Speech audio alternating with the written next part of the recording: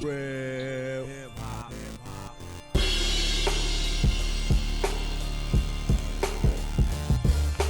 You good? All right, let's ride then. Mike second. You already know what it is. Mic check. Mic check. 1 2 1 yeah. 2. All right, cool. Yeah, you good. You good. You good. Hey, you know what I mean? As long as you got like fist. How they used to tell us. Yeah, like No closer I got than you. fist. Yeah. So what's going on? What's good with it? Happy Saturday. We haven't recorded on a Saturday. I don't ever if we have In a while, yeah. in a while. We used to do. Remember, we We did used to do Sundays, Sundays. and then we did Saturdays, and now Yeah. it's normally Tuesdays. But Tuesdays now. Yeah. we had some issues It's all with good. me, What's up with you, man? man. COVID ain't shit. That's what it is. COVID still fucking you up, fam? Hey, fam. So The after effects. it's After the effects of COVID. It's post COVID. Okay. So you got COVID, and then you got post COVID. All right. See, Explain post COVID for people that don't know. So post COVID is the after effects. All of the after effects of everything that you had to deal with when you after COVID. Okay. So one of the things that was affecting me during COVID was I had a bad cough. Yeah. Cough was in my chest. I was having issues. Now we have stairs, so I was kind of using it like the stairs as an excuse. At walking upstairs, stuff like that, but shit just progressively started getting worse and worse. Okay. So like this, and the cough was getting worse and shit too. Like I'll be sounding like I'm coughing up a lung. Right. So shit. The other day, what was it? Thursday? Yeah, Thursday. Shit just didn't feel right. Okay. Shit was not feeling good. So shit. I told Miriam like, nah, we going to at first I was just going to urgent care it. Okay. But then I was like, fuck it. I'm going to the emergency room. So I went to the emergency room out here in Joliet. At first I'm thinking maybe it might be some shit that's quick. Because the last time I went to the doctor around some chest shit, they did all of the tests. And they just like, maybe it's anxiety and all of that shit. And then I went before that. And that's when I found out that I deal with anxiety. But this didn't feel like that. Like nigga be, the fuck is going on here? Like even before I go to sleep, I be scared. I like, just let's be frank and honest here. Like especially when it comes to this shit on bullshit on the pod. Like nigga be going to sleep scared. Right. I'd be like, what the fuck going on? Like nigga be a little spook. So I give the doctor all the symptoms and shit, and the doc like, this is everything that people have said happens to them after COVID. Like 90, the dude said 90% of the people who come in after COVID, who probably didn't come to the hospital during COVID, said what you said. Okay. So they did all of the tests and shit. My heart was straight. They did the X-ray on the lungs and shit. They did an X-ray to see all that shit. They did a CT scan, and they was like, your lungs and your heart don't look like you have any scar tissue on it. Okay. And like with a lot of people that have COVID, some of those people who have COVID, when it's over with, they have scar tissue for all the coughing and all of that shit. But one of the things that I had learned in this situation is that like pneumonia and phlegm and all that shit could still be in your lungs. Yeah. And even though you test positive, it still will take time for all of that shit to exit.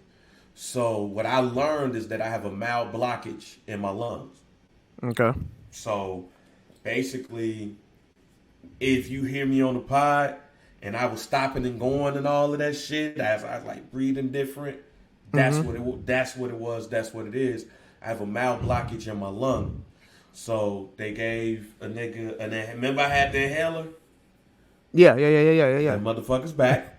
That's crazy. That motherfucker's back. Got my inhaler back. Also, they was like, no, shit just limited, so I can't really be around here trying to hoop. I can't really be trying to be up here trying to work out and shit. Damn, you can't even hit no walking. I mean, the walking is just about it. Like I can't, like Can't don't hit no slight jog on them though. can't hit a slight jog on motherfuckers. They was like, stay your ass in the crib for about. Well, don't stay your ass in the crib for, but like don't do anything strenuous for about two while you doing this air pump shit.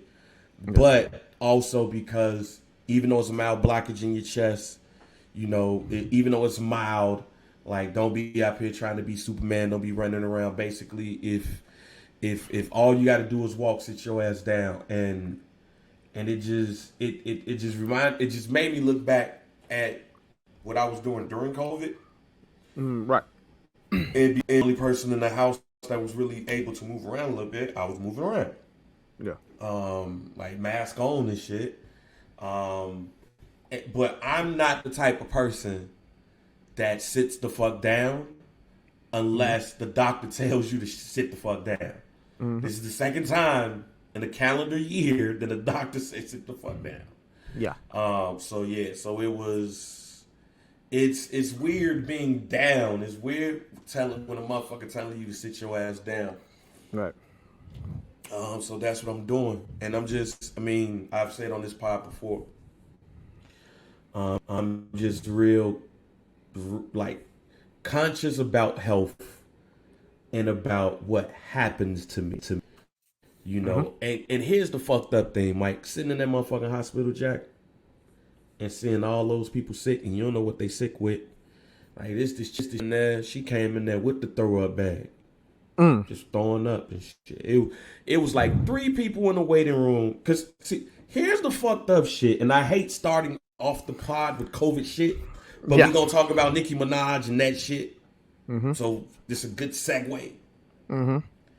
But being in the hospital, seeing all these motherfuckers sick and shit, and you don't know what the fuck they sick with, it's like 2 or 3 people were throwing up in bags and shit. Now, it was one motherfucker who got his ass beat.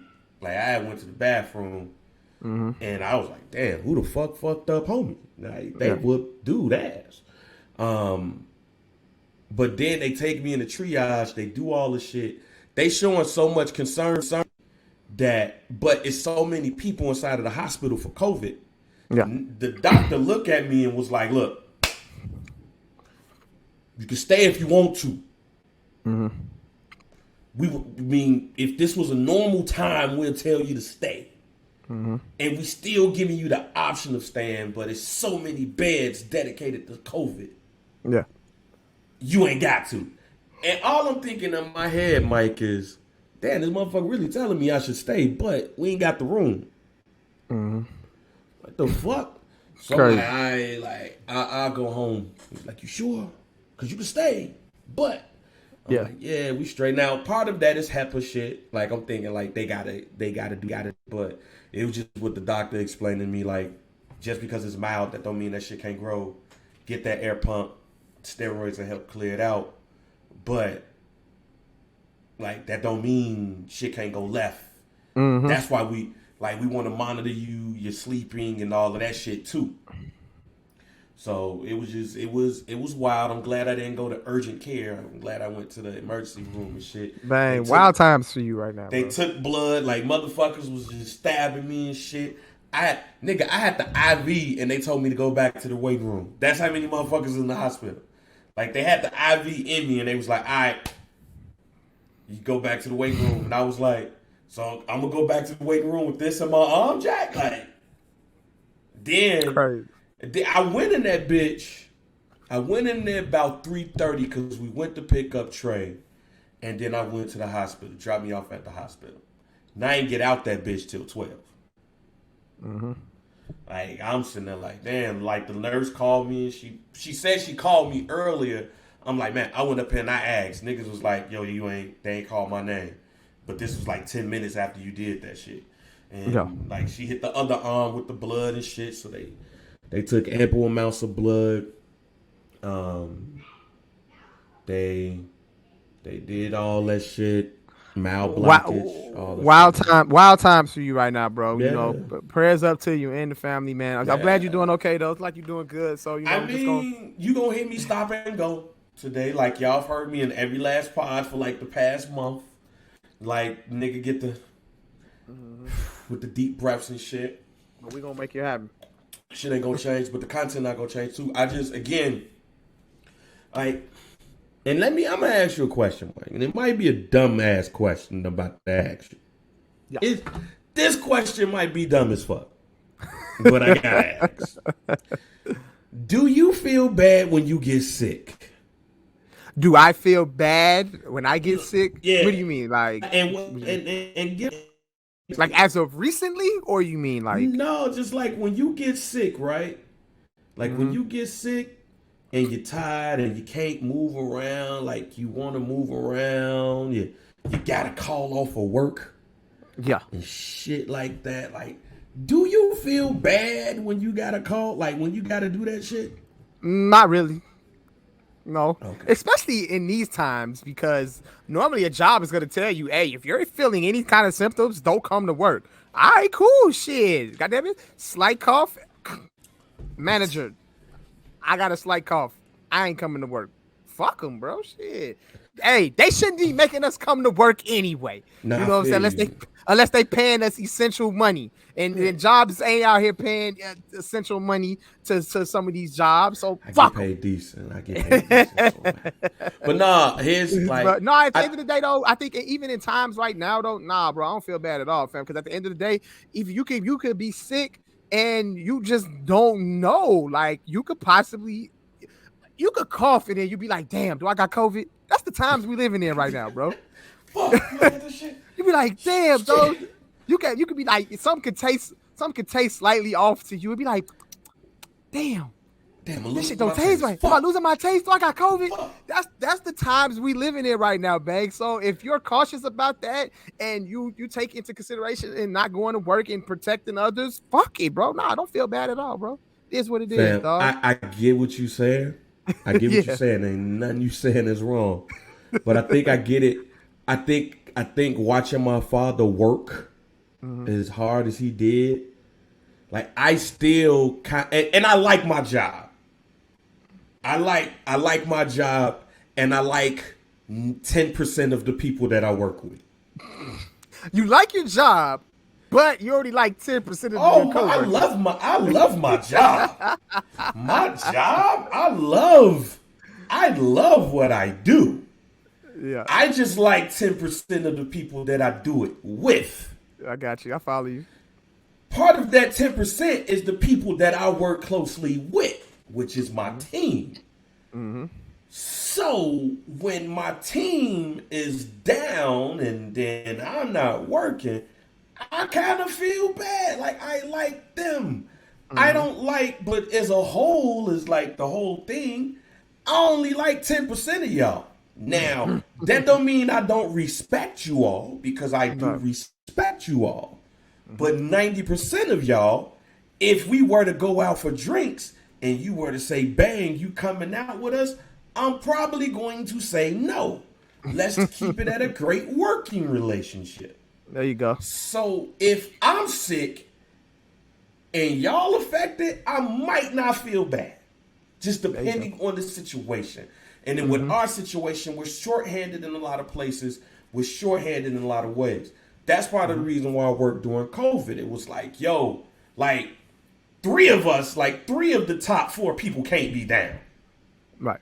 I'm in the top. I can't be like, you out too. Like, so in that case, I'll feel bad. And in this case, it's kind of like that. So it's like, damn, like doctor telling me I can't travel. I got shit that I got to take care of, but I can't do shit. I feel bad because we shorthanded. I feel bad when our team is shorthanded and we ain't got enough people to hold shit together, or the wrong people are out. Because if the right people are in, but you down 4 people, then I'm sitting my ass down. So that I feel bad about. Other than that, I know now I have to keep away from that thinking because times are different. I also got 3 kids. I got a wife. And if I were to pass out today, they would have my job up in 2 days. Because HR is going to take HR about like 2-3 days in order for the shit to go through. Like, why? Why is this employee gone? That just shows you how much I've dealt with HR. Like, I mean, when did this employee leave? He died. Oh, okay. All right, cool. Then you got to take that shit up the ladder. Then the motherfucker got to approve the job and shit. So it's probably going to take 2 to 3 days for my job once I die. For my job to get up on the job board. And then they're going to be interviewing people. Or it might be a nigga inside the company. They'll be like, yo, I want Bang's job. And I've been wanting that motherfucker since I got around. Let me apply. Yo, like, oh, yeah. Like, damn, you might be a suitable replacement for Bang. So, yeah. I do feel bad, but when you look at it that way, Bang, don't feel bad. When you look at it that way, when there's people, when like you said, they're gonna have your job up in 24 hours if you die. Motherfuckers don't look. I'm keep it funky. I'm keep it real. Fuck that. So fuck them.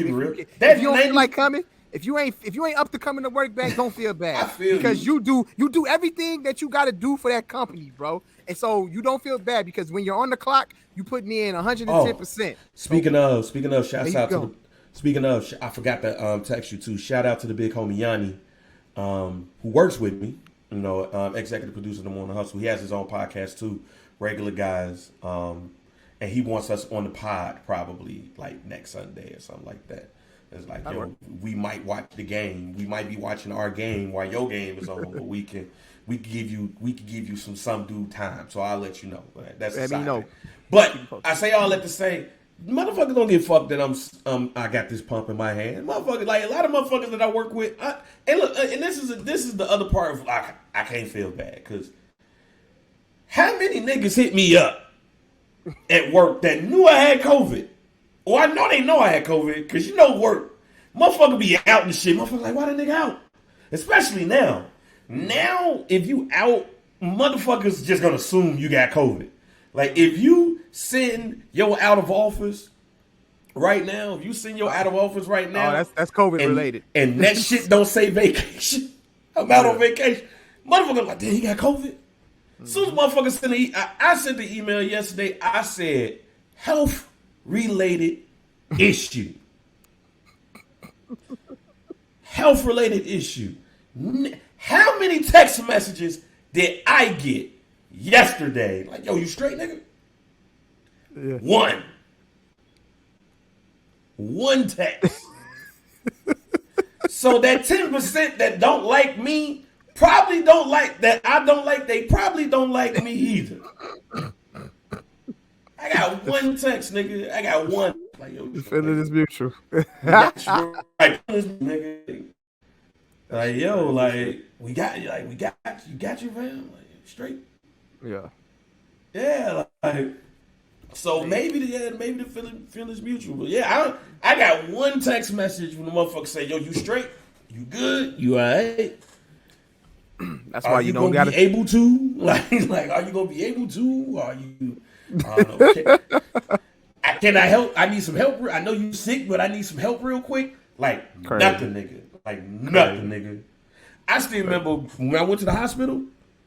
When I was in the hospital in October for them 4 days, I still remember the month. Mind you, I went in there on Saturday, nigga. Saturday, Sunday. I remember on Monday, I got a call from a nigga. It's like 10:30. I got a call. Nigga was like, yo, hey, fam, I need some help real quick. Can you help me out? I'm in the hospital right now. Oh, yeah. Word? I know you in the hospital, but still. But get the fuck out of here. Whoa. Like, whoa. Then I had one person that was like, oh, man, I didn't even know you in the hospital. And the crazy thing is, managers were alerted that I was in the hospital. Managers were alerted that I was in the hospital. So damn, like, you couldn't hit niggas in the meeting like, yo, he on the do not call list. He dealing with some shit. Boom, boom, boom, boom. But like one nigga was like, man, I know you in the hospital, but I need some help. And I'm like, fam, I'm not even in front of a computer to help you out. Man, you right. I need some help, dog. You right. Not even in front of a computer to help you, fam. Oh man, you right, because you're in the hospital. All right, man, can you put me on who can help me? Like, nah, fam, I'm sitting there.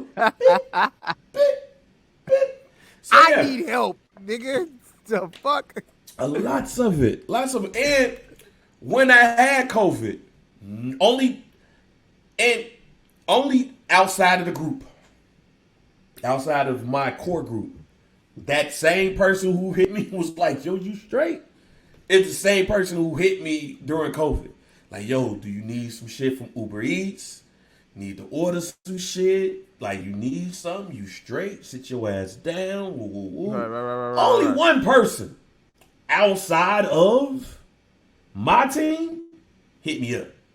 It's like, yo, you straight. So maybe I shouldn't feel bad. You right, Mike. Fuck these niggas, man. And they probably listen.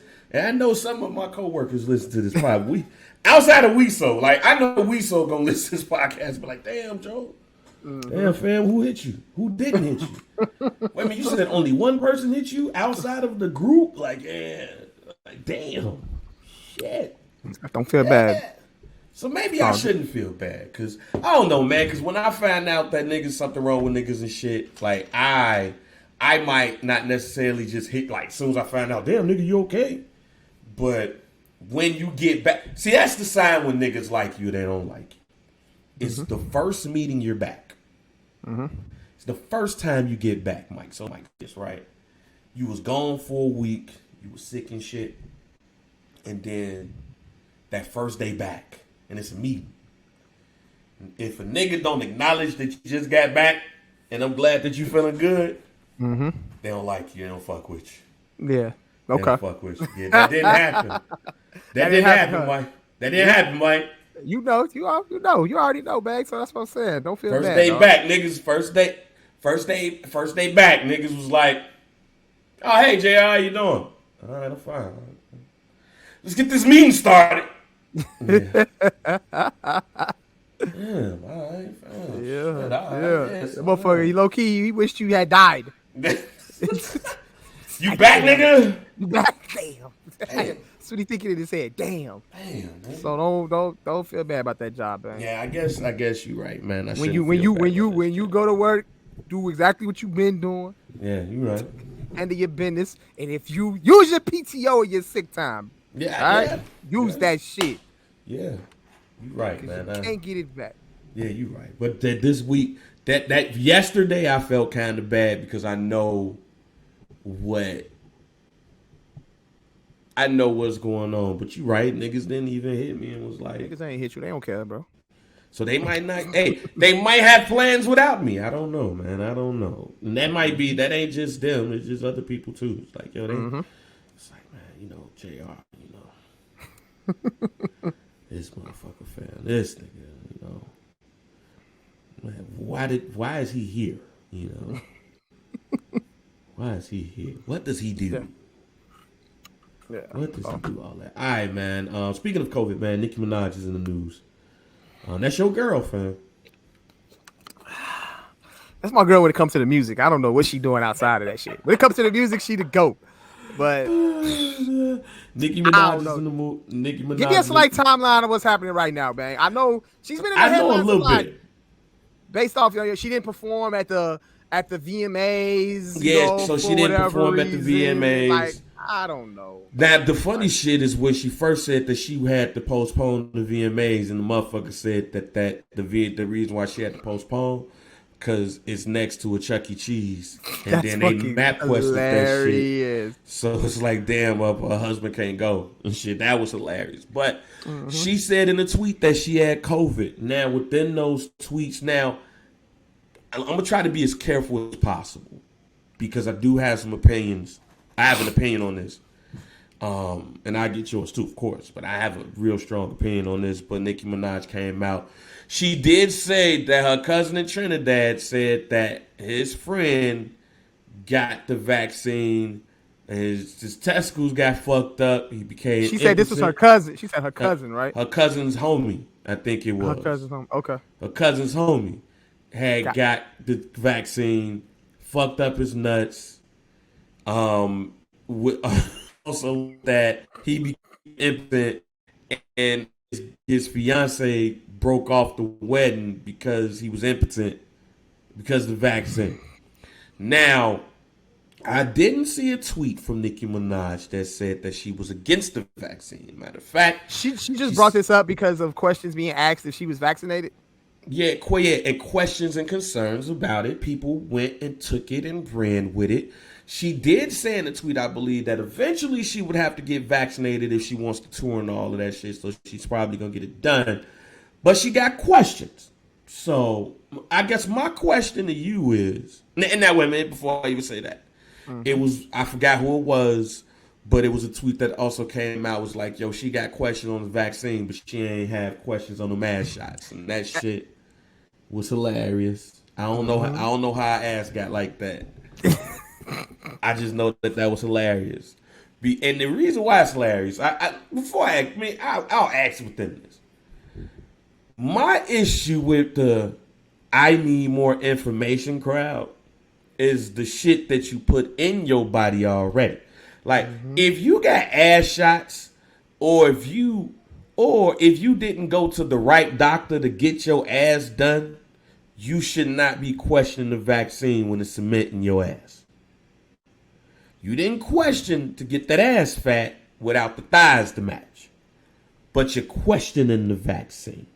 With that being said, Mike, do you have an issue when you hear people saying that they need more information before they get the shot? Looking at it now, yeah, especially when it comes to like maybe athletes as well.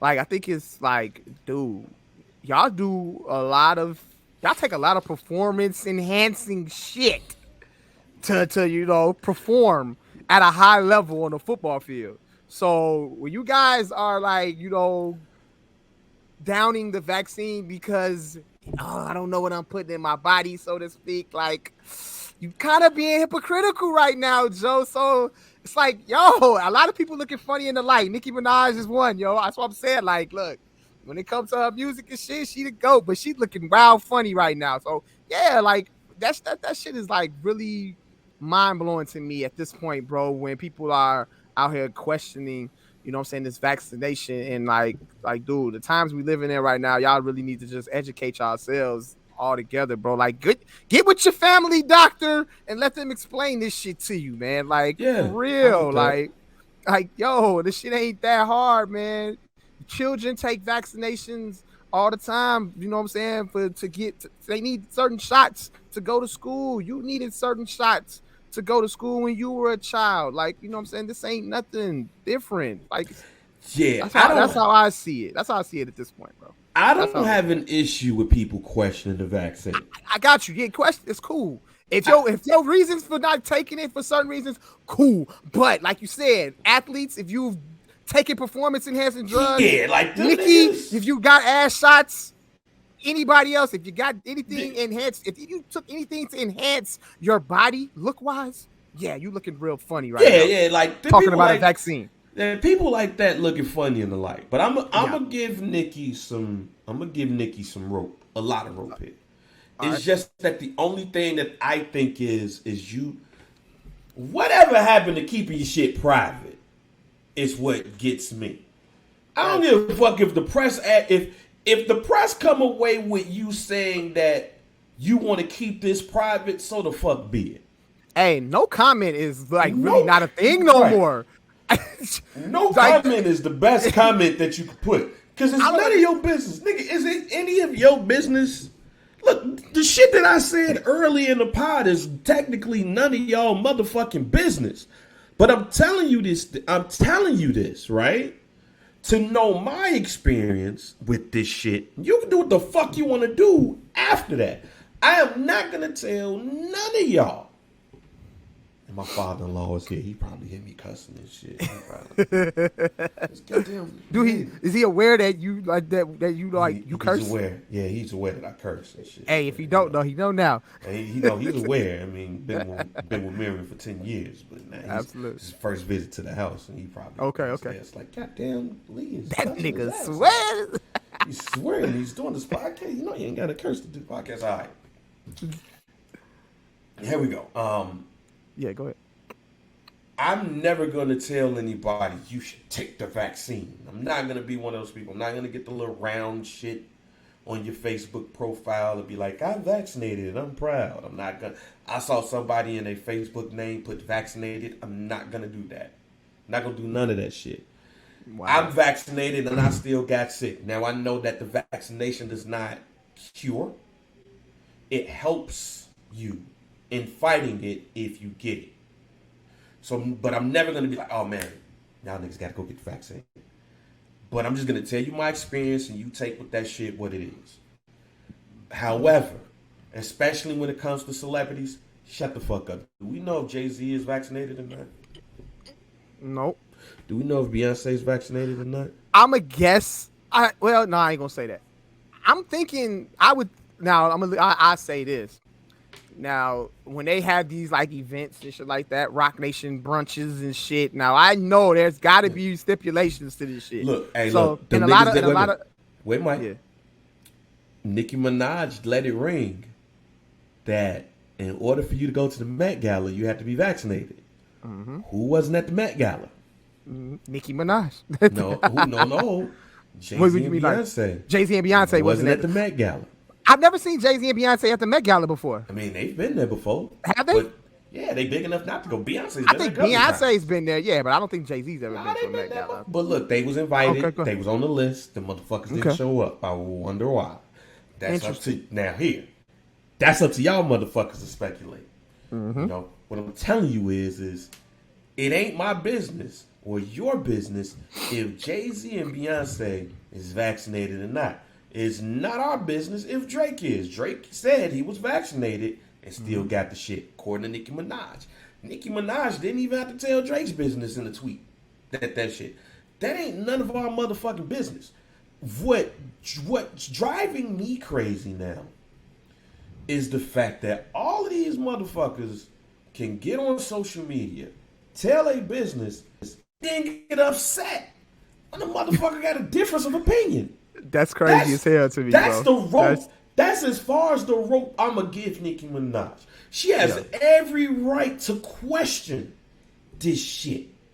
Every fucking right to be like, I don't know about this vaccine. Look, the people in Trinidad laughed. Like, if you watch the video of the doctors in Trinidad at the press conference was like, I can't believe we got to talk about this shit. Like, Nicki, we ain't got there's no proof of a motherfucker being impotent after they take the vaccine. This is an old wives' tale. This is speculation. This is bullshit. Yeah. But here's the thing, Nicki Minaj, it ain't our business if you have those questions. But the minute you put it out there, the people have every right to support you. You had the small group of people who love Nicki Minaj who protested in Atlanta in front of the CDC. That shit was hilarious. But then you're going to also have the group that's like, bitch, you crazy. Mm-hmm. And you know what? Both sides have every right to have that opinion when you express your opinion and your thoughts. So my shit with celebrities right now, shut the fuck up about your thoughts on the vaccine and if you got the motherfucker or not. It's none of our business. None. And Nicki knows, like, she has a big ass following, and she knows soon as she puts some shit on social media, bro, motherfuckers gonna respond. They gonna say that motherfucker out there. Nicki Minaj questioning the shit, like, and then after all the comments ring off, she wanna say, y'all bullying me and why y'all bullying my family and all that shit like that. Like, yo, you giving these people the rope to use. Like you literally. You alley Oh man, shit. like the Barbs ain't never bullied nobody. As soon as you say some shit about Nicki Minaj that they don't agree with, they attacking you. Barbs and the Beehive and all them niggas. Lupe Fiasco fans, Tupac stands, Kendrick stands, J. Cole stands. As soon as you say some shit about that artist that they don't agree with, them motherfuckers is all on the keyboard. And then you got thousands and thousands of Jay Washington, right? Funny as shit at that time. Jay Washington had retweeted some shit that Donnie McClurkin said and basically called him gay. Basically. Just call it what he said. He basically called the man gay. All of Donnie McClurkin fans came through after Donnie McClurkin basically said some shit back. Was this recently or this is like No, this was back in the day. Okay. Them boy Donnie McClurkin fans was all on Twitter. Hold on, did he retweet it? He retweeted it, and Donnie McClurkin responded. Yes, and then next thing you know, all of the saints that rolled with Donnie McClurkin was all on their phone like, "Yo, you the devil! Yeah, you the devil! You the devil! You need God in your life." Nobody said nothing about your fat ass. Like, I'm sitting there like, yo, he hit me like during the show because we was doing Educated Insanity at the time. He's like, yo, they really hit me. Yeah. I tweet Donnie McClurkin back. I was like, look, I met Donnie McClurkin, but not then. It's like, yo, my man's just trying to get off the joke, man. He ain't know what he was doing. He's like, well, tell your man's joke Donnie ain't nothing McClurkin to play with. responded that? Yes, Donnie he did. Okay. When he did that, everybody stopped. Okay. Everybody got a hive, my G. Everybody got a hive. Like Twitter was a wild place back then, baby. Like Twitter was, and it's still wild. It's still wild. If you say something about a celebrity and they actually like respond to you, my God, it's rap. I thought Elliot Wilson got me killed because it was the Red album with the Game. And it got to the song with him and Meek Mill, and I was like, damn, every song that I listen to with the Game sounds like the person he rapping with. So I tweeted it out. Elliot Wilson retweeted that shit. Everybody kept retweeting it. And I was like, fuck. This nigga Game, I hope this nigga Game don't see the tweet that just came off. I ain't got time for this shit in my life. Like, I'm just stating my opinion, but it's my opinion, and when I state my opinion, I have to understand that it's gonna be some people that agree with it. All right, cool, but it's going to be some people that don't agree with it, that hate your opinion, and they gonna tell you that they hate your opinion. So the Nicki Minaj and all of the people who are anti-vax, I'm now treating vaccination is now in the section of politics and religion. For me, I don't want to know about your religious beliefs. Yep. I don't want to know about your political beliefs. Yep. I don't want to know if you vaccinated or not. You hit that shit right on the head, yo. Put that shit right in the sensitive subject. Sensitive subject column. Vaccination is right there. COVID/vaccination thoughts. Put that shit right there, yo. Please don't discuss vaccination, COVID. Don't discuss any of your thoughts on social media to your fans, and you saying some wild ass shit, because then when people start going at you, Nicki Minaj is one of the main celebrities that just gets sensitive and can't help herself but to read the comments. When you say some wild ass shit, if you gonna say some wild ass shit, say the shit and put your phone down. Yeah, cut the notifications off. Get the notifications off. You gonna say that wild ass shit, stand on that shit. But then you get over there and you see people responding and you getting bullied. Then you want to start telling your backstories on your cousin and your half brother and all of them that got affected and shit like that. Then you really start to sound wild as hell. Then I can't believe you guys would attack me like that. What you mean, fam? Like that's the rope. That's where the rope ends with Nicki Minaj. That's where it ends. She has every right to question the vaccine. Every last one of us have every right to question the vaccine. But here's the other thing, too. Some people are more fluent than others. But we all should have doctors. We all should have a primary care doctor. If you got a primary care doctor and you trust buddy, you hit him up on the phone. I want to set an appointment. I want to talk to you about this vaccine. All right, cool. You trust this motherfucker to be your primary care doctor. Guess what else you trust him to? To give you information that you need when it comes to your body. So what is he supposed to do? Give you the information that you need to say if you should take this vaccine or not. Because you can't take the vaccine because of health reasons. It might affect your heart. It might affect your lungs. It might affect your kidneys, your livers. It might affect all that shit. I don't know. It might make you specifically impotent. It might. I don't know. But your doctor is supposed to give you that bit of information, man. Not anybody but your doctor. So go to him if you need more information. Now, if your doctor's telling you, nah, don't touch that shit, well, guess what I'm not going to do? I'm not going to touch that shit. Here's what I'm not going to do. I'm not going to get on Twitter and be like, yo, my doctor said not to fuck with that shit, so fuck the goddamn vaccine. I'm out. Because guess what's going to happen? Oh, man, your doctor's a quack then, and you know what? You and your doctor ain't shit. Fuck you and fuck your doctor and fuck everybody.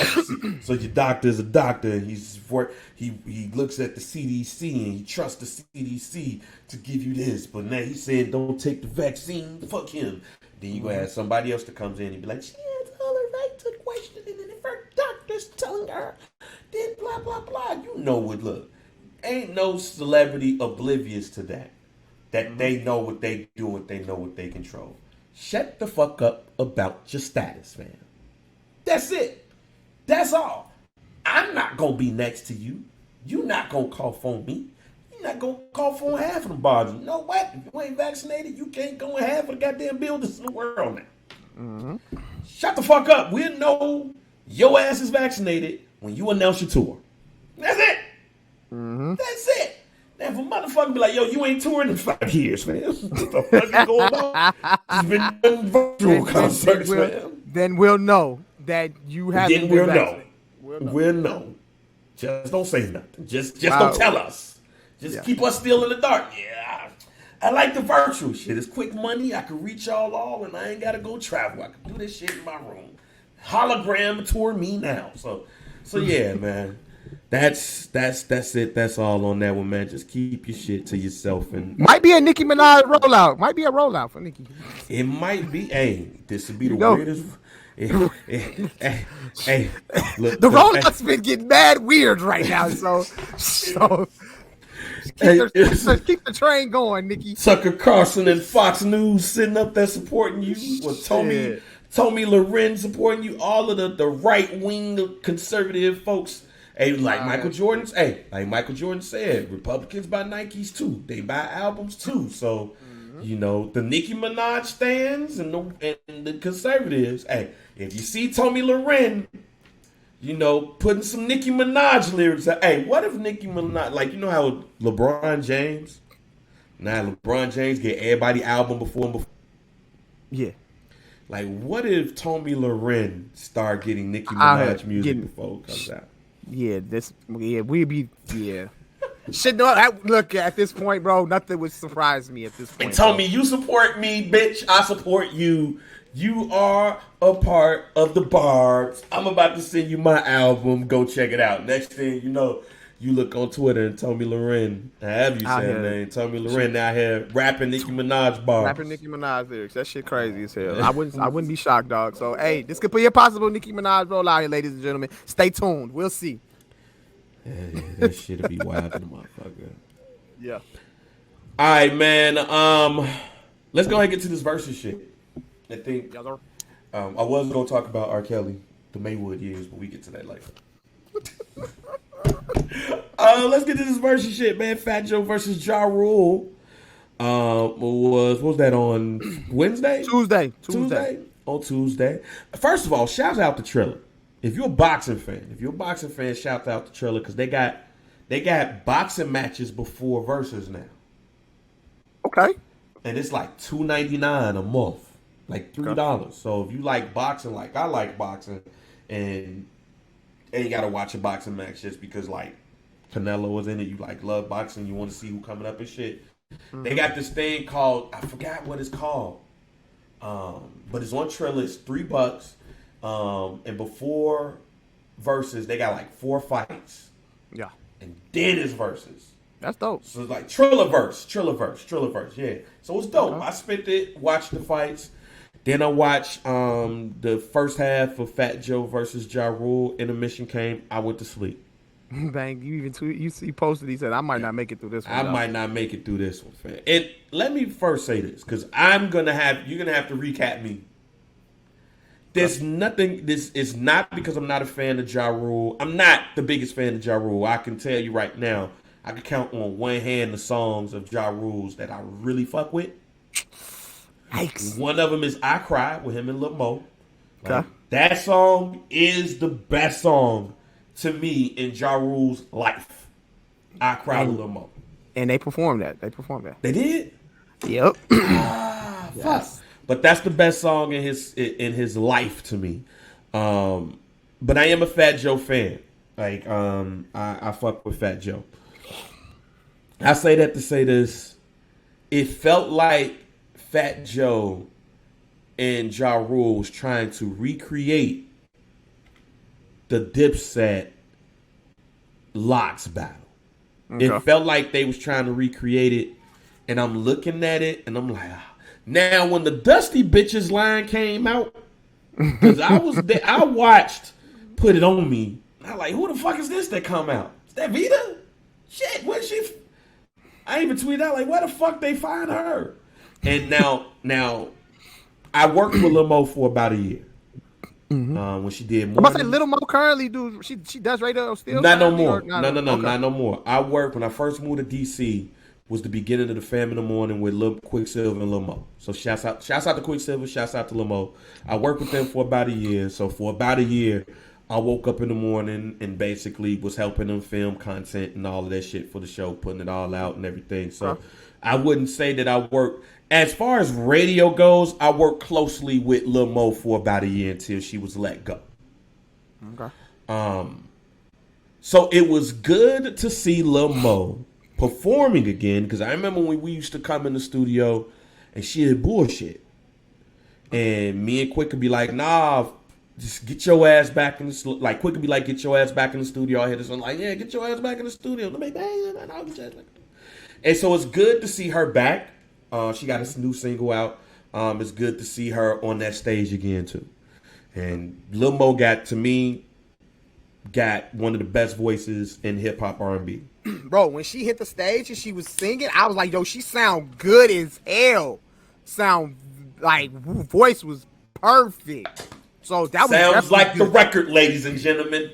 A singer who sounds like the record. Man, that was. Don't we miss that, Mike? Don't we miss an R&B singer who sounds like the record?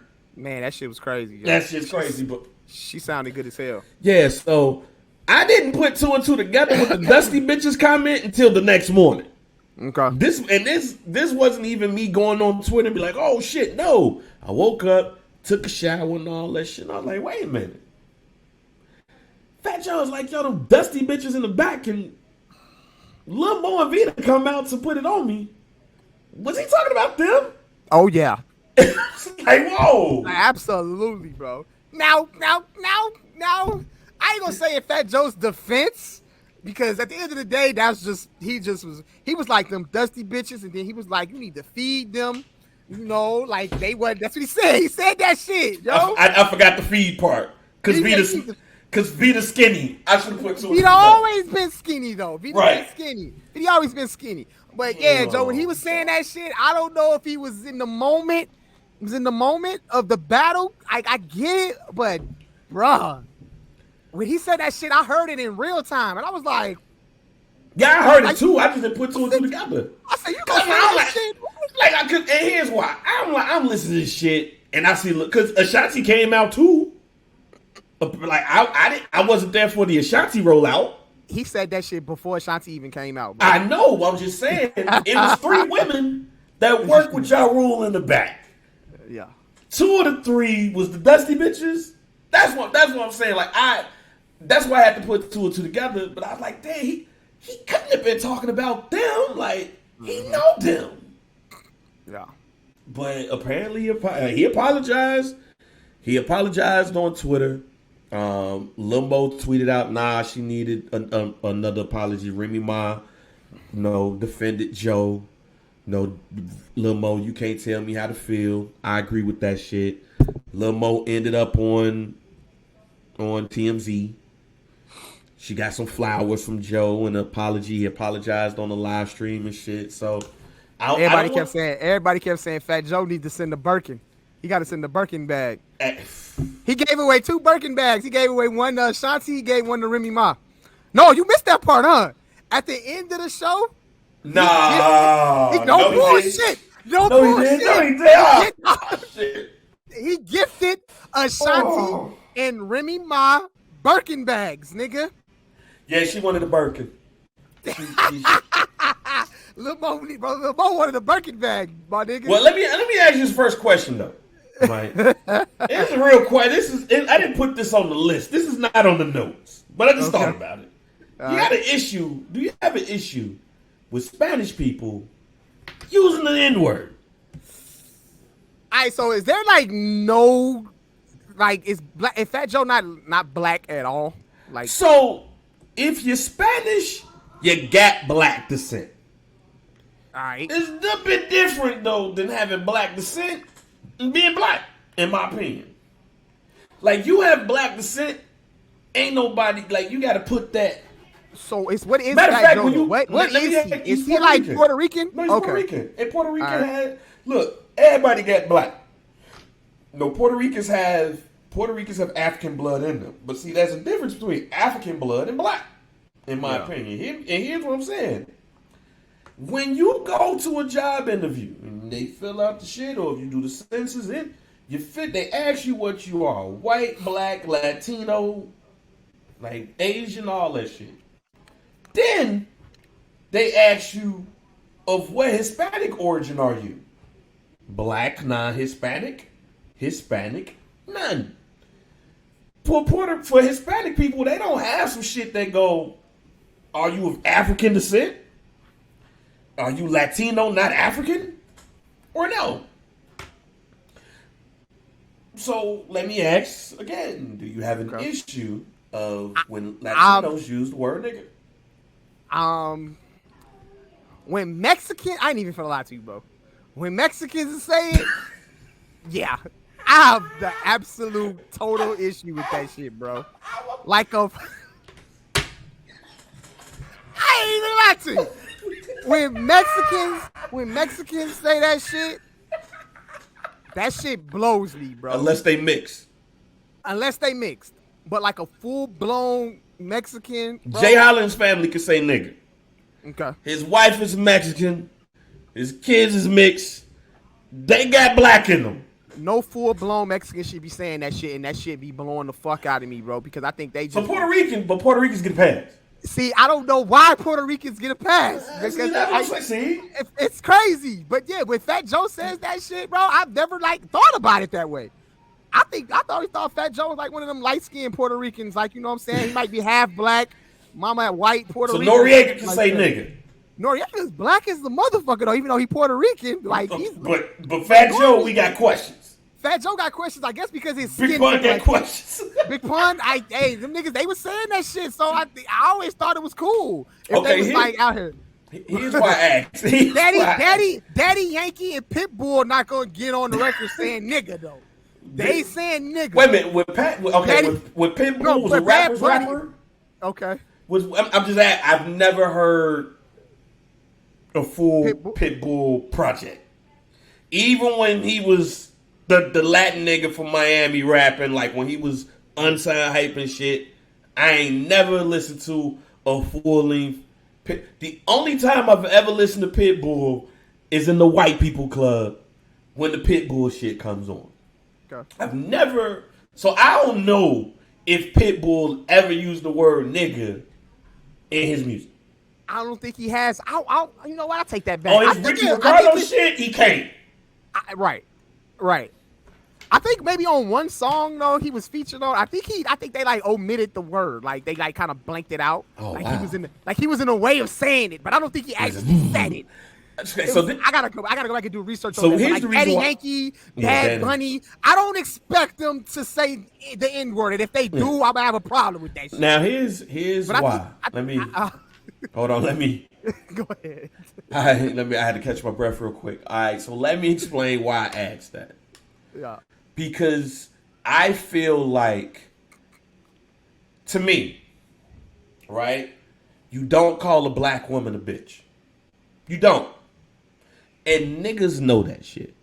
Unless you want to fight that happen. Here's the other reason why I didn't put two and two together. Because anytime I've seen a black woman called a bitch, it went down. Especially by somebody that's non-black. So, I'm thinking he might be talking, maybe he just talking shit. Because the little Mo that I worked with, if Fat Joe calls her a dusty bitch and she's in the area, something's happening. She gon', even if she's professional enough to sing, she's going to, in the most soulful way, call him a fat fuck. So the that I worked with ain't letting that slide and just asking for. That's why I was like, did he? But the fact that he was non-black, right, and using that term, I don't care. And I've met Joe. I think Joe is probably he's one of the most down-to-earth artists I know. I still remember being at the studio. He was promoting the album. Trey came. And Trey walked up to Joe. Picked him up, all that shit. Joe's very down to earth. And I know Joe been around niggas, we know that shit. He from the Bronx, all that shit. But still, when you're not black, even though you've lived around black people all your life, you still have some type of decorum around what to say and how to say it when it comes to black women. So, I was shocked at the amount of anger. And maybe it's because Joe is well respected. The track record speaks for itself and all of that shit. But I'm still shocked that the people who look for some shit didn't even pop up. Because hey, look, I was waiting for a Dr. Umar video. You got a Puerto Rican man who think he black calling our sisters bitches, dusty bitches, and y'all allowing it. I ain't even see them type of niggas. Yeah, we didn't see none of that. Now you bring that up. up. Do certain people get passes? I think Fat Joe and them get a pass. I have had this conversation with my Mexican friends and my Puerto Rican friends. Mm-hmm. Shouts out to my homie Francisco. He says it. He don't say it as often. But I was like, I can't. I guess this is one of those situations where we just made the term cool as fuck. It's nothing cool about, let's be honest. And I'm trying not to use the term even though I still use it. That's why you hear me say Mark more often than not. Mm-hmm. But does it sound cool for you to go up to somebody like, yo, what up, wetback? No. What up, spick? Mm-mm. At all. Not at all. It just rolls off your mouth. It's just one of those words, bro. It's just one of those, and it's a tricky word. It's tricky. It's a real tricky word. See, I'm just gonna say the shit that motherfucker might think they ain't gonna say. Shit just roll off the tongue and it sounds good because you hear it in raps. Mm-hmm. I was watching The Sopranos season 2 today, and the part where Anthony Jr. was at the base at the batting cages, and he repeated a Master P lyric, and he said "nigga" in it. I was like, wait a minute, what the fuck? And dude questioned him. He didn't question him that he used the N-word. He questioned him for listening to rap in 1999. I'm like, what the fuck? Yeah. So, yeah, I just think, I mean, it just shows you his track record, and now people fuck with him and all of that shit. But I was shocked and surprised at the lack of. And I was shocked and surprised that when they did I didn't see it when it started, but man, Jermaine Dupri or Puff or Snoop didn't like, yo, at least say, hey man, I'm glad you apologized to them black women. Like, damn. So yeah, I want to ask that question real quick. Yeah, nobody put Fat Joe in an uncomfortable situation. No nigga checked Fat Joe. Nobody made him feel uncomfortable about that shit, bro. He must get a pass. He got the main pass, bro. Whatever pass that these other Mexicans and the Latinos is trying to get. So Pitbull can't go in a concert. Pitbull can't go in a concert and be like, oh man, these dusty bitches in the bag, like, oh. If you referring to black women, no. Motherfuckers go look at Pitbull crazy as hell. Yeah, who's another Hispanic artist? Like I said, like the popular ones, like Noriega Cassidy said, Bad Bunny. Bad Bunny is like the most popular Latino artist right now. If Bad Bunny would tweet out, and Bad Bunny don't even speak good English though. Like right, so if Bad Bunny would have tweet out, if Bad Bunny even tweet out Dusty, if Bad Bunny would have just been watching these dusty bitches on the stage and there's nothing but black women on the stage, he's getting killed. Absolutely. Yeah. All right, so how the verses went though? Fat Joe is just like in the hip hop community, like he's just cemented into that hip hop community to where like he just, like I said, when I look at Fat Joe, I think he light skinned. He a light skinned motherfucker to me. That's how I look at him, bro. His name's Joseph Cartagena. I don't even look at again, I have nothing against Fat Joe. I did not put two and two together until the next day. I am glad that Fat Joe apologized to Vita and Lil Mo. I'm glad that he sent the flowers and all of that shit. All that. I'm just saying that I'm shocked. Especially with the cancel culture and all that shit we in, fam.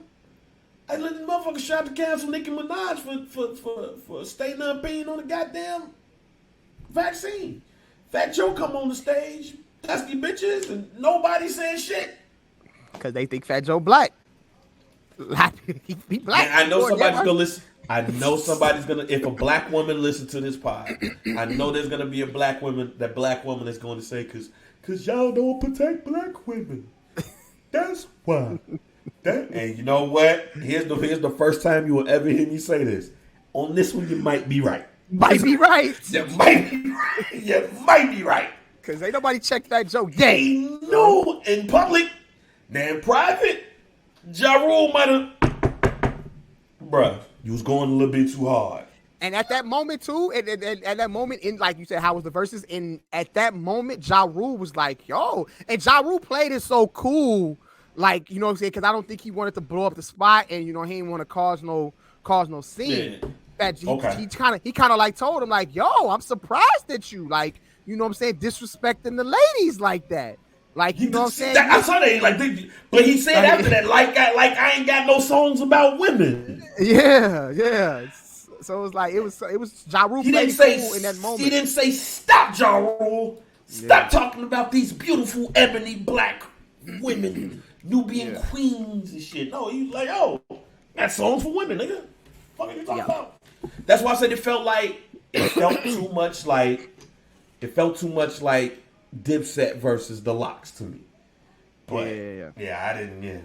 I didn't put two and two together the next morning. Oh, yeah. But to answer your question, how was the verses? The verses was cool though. I enjoyed it. I didn't catch the first 3 or 4 songs from them, and then I jumped in. But from what I seen, as far as like who won, I think Ja Rule is like the first artist in versus history to like actually catch a body. Like he caught a body. I mean, like I think he would be second to me. Bobby Brown would be number 1. But... Get the fuck out of here! But hey, Fat Joe got demolished. Damn, that bad? think it was bad. I think it was bad. Not because Fat Joe don't got good songs. Right. It's just that in that moment, I think we really, like you said, like shout out to Swiss and Timberland again. This is a great platform to give an artist like Ja Rule the proper due, the proper respect that he deserves, man. Okay. And you really actually seen it in real time. Like Ja Rule he had shit. Yeah, I know. Let me say this. I know I said I'm not a fan of Ja Rule, but you will never hear me go up in and be like, you will never hear me deny his impact. Ja Rule, let's keep it a buck here. Mm-hmm. And if I'm lying, tell me I'm lying. In 1998, DMX was the biggest rapper in the world. Mm-hmm. In 1999, you could debate that Ja Rule is the biggest rapper in the world. Or at least 99, 2000, he owned the radio. He owned that shit. I still remember, I think it was the WB was still alive. They did this shit with Pepsi. And they had Ja Rule up there, basically they were saluting artists to look out for. Yeah. You could debate. I don't give a fuck. And let me say that I don't give a fuck which way you go. I'm saying you could debate in 1999, 2000.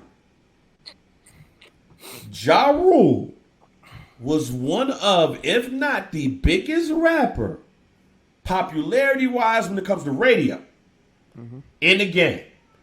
Jay-Z don't hit that to me until Blueprint. When did Blueprint come out? September 11th, 2001. Mm-hmm. You can say between DMX and Jay-Z, it's Ja Rule. I ain't gotta like it, but I respect it. Mm-hmm. Yep, absolutely. But in that moment, that Verzuz, that's when you noticed it, man. That's why, like, when you really saw it. But overall, the Verzuz is set up how it's gonna be set up now. It's like a semi concert at this point. Okay. Yeah. And these dudes out here, man. Obviously, Ja Rule came out there. If you know Ja Rule and you seen him how he was when he was popping, like Ja Rule always came with crazy energy. Like Ja Rule had the energy. He was bringing the crowd. He was getting the crowd involved. All the energy for those soft ass songs, though. Dog, he did it too, though. He did What's it. What's my name? Are you ready? Man, I think that was like one. Did they do Rainy Days?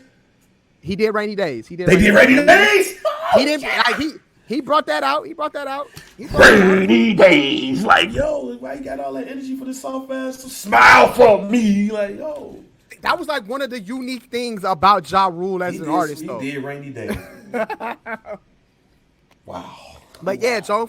Ja Rule caught a body, bro. He caught a. So we didn't even really got to go through the songs, man. Yeah, you got to go through it. Look, let me tell you something, bro. I'm gonna tell you. Look, Ja Rule started off with "It's Murder" with Jay-Z and DMX. Yeah. Oh yeah. Okay. Yep. He called. Yep. Because I said he come out swinging. He came out swinging with the. He came out. He threw his had Jay-Z all the Jay-Z early. He had all of the Jay-Z. And let's be real about it. "Can I Get Her" was originally Ja Rule's song. Yep. Jay-Z heard it. Nah. I'm gonna take that. I'll leave him on the hook though. I'm gonna take that. Yeah. And then it's like the first 3 rounds, like he did Murdergram, bro. I heard that. Just watch, like, bro, that's a win. That's a fucking win, bro. You're gonna win. He's gonna win every rip. I think he won the first 4 rounds. Like Ja Rule did Holla Holla, Fat Joe did a Big L record. Like, nope, that ain't gonna do it, buddy. That ain't gonna cut it. Let me rephrase that shit to me. To me, if I like the song, it's getting a win. I'd rather listen to Fat Joe and Big L than Ja Rule. See, you're gonna score it differently because of based off how you look at it. I got it though. I understand. I get that part. But overall though, that's how it went down. We ain't gotta run through we ain't gotta run through the thing. Let's get to the nuts and bolts, bro. The real nuts and bolts of why we're here. Let's get to the Verzuz after effect, because the after effect is the most amazing part about Verzuz, because after that Verzuz, we always want to talk about who's next, who's going to be the next one to touch the stage. And an artist, a very popular artist, one of the greatest artists when it comes to being an artist, producer, songwriter of all time, was in the building at the Garden. He goes by the name of Jermaine Dupri. Oh, he was there? He was there. Ooh. And he took a picture and he said, "Yo, I'm at the Garden right now. Diddy, what's good?" He called him out officially. Now, look at Bang hitting the inhaler in the middle of the pod. We're moving. Shit's getting fuzzy. Shit's getting fuzzy right now. We're moving. There's a lot of talking. Wow. He was okay. I believe he was there. Or outside of the Garden, whatever. But anyway, this is after effect. So after that Verzuz, Jermaine Dupri posted that pic. He called out Diddy. Back when like early Verzuz and shit like that, Swiss Beats and Timbaland used to get on IG Live and they'd discuss the Verzuz and everything like that. And then people used to ask them like, "Yo, who do we want to see next?" And Jermaine Dupri and Diddy has always been brought up. That was always one of the battles that got brought up. It was either Diddy versus Pharrell, or it could have been Jermaine Dupri versus. It was Kanye versus Pharrell. It was Kanye versus Pharrell. It was Diddy versus. Well, first it was Diddy versus Dr. Dre, and Dr. Dre. Remember, Dr. Dre was looking at the Teddy Riley versus. Yeah, how Teddy Riley stand up. He was there. Yeah, and shit didn't work out. Like they wanted to. Dre was like, "Nah, we good on this shit." So, Puff, JD, all of that shit. Yeah. But that was early. But now that was early Verzuz. People got to remember that. That was still IG Live versus. That was IG Live versus. They have expanded this shit and they've grown this seed into something very big. And things could change for Dr. Dre. We'll see. I still don't expect to see Dr. Dre. Changing. That shit, yeah, it might not. That shit ain't changing. But Diddy seems to be entertaining. That shit ain't even on Apple, fam. If it was still on Apple, you had a shot and that shit was low. Okay. You ain't got a mustard seed. Look, let me say this now. Y'all ain't got a mustard seed. Let me say this first. Y'all ain't got a mustard seed chance in hell. So I mix God and devil with the mustard seed of faith. Y'all ain't got no chance, G, to see Dr. Dre in the Verzuz. And y'all barely got a chance to see 50. Here's my thing about this real quick, fam. Look, 50 gonna do it. 50 ain't gonna do Verzuz and Dr. Dre ain't gonna do Verzuz. Leave them alone.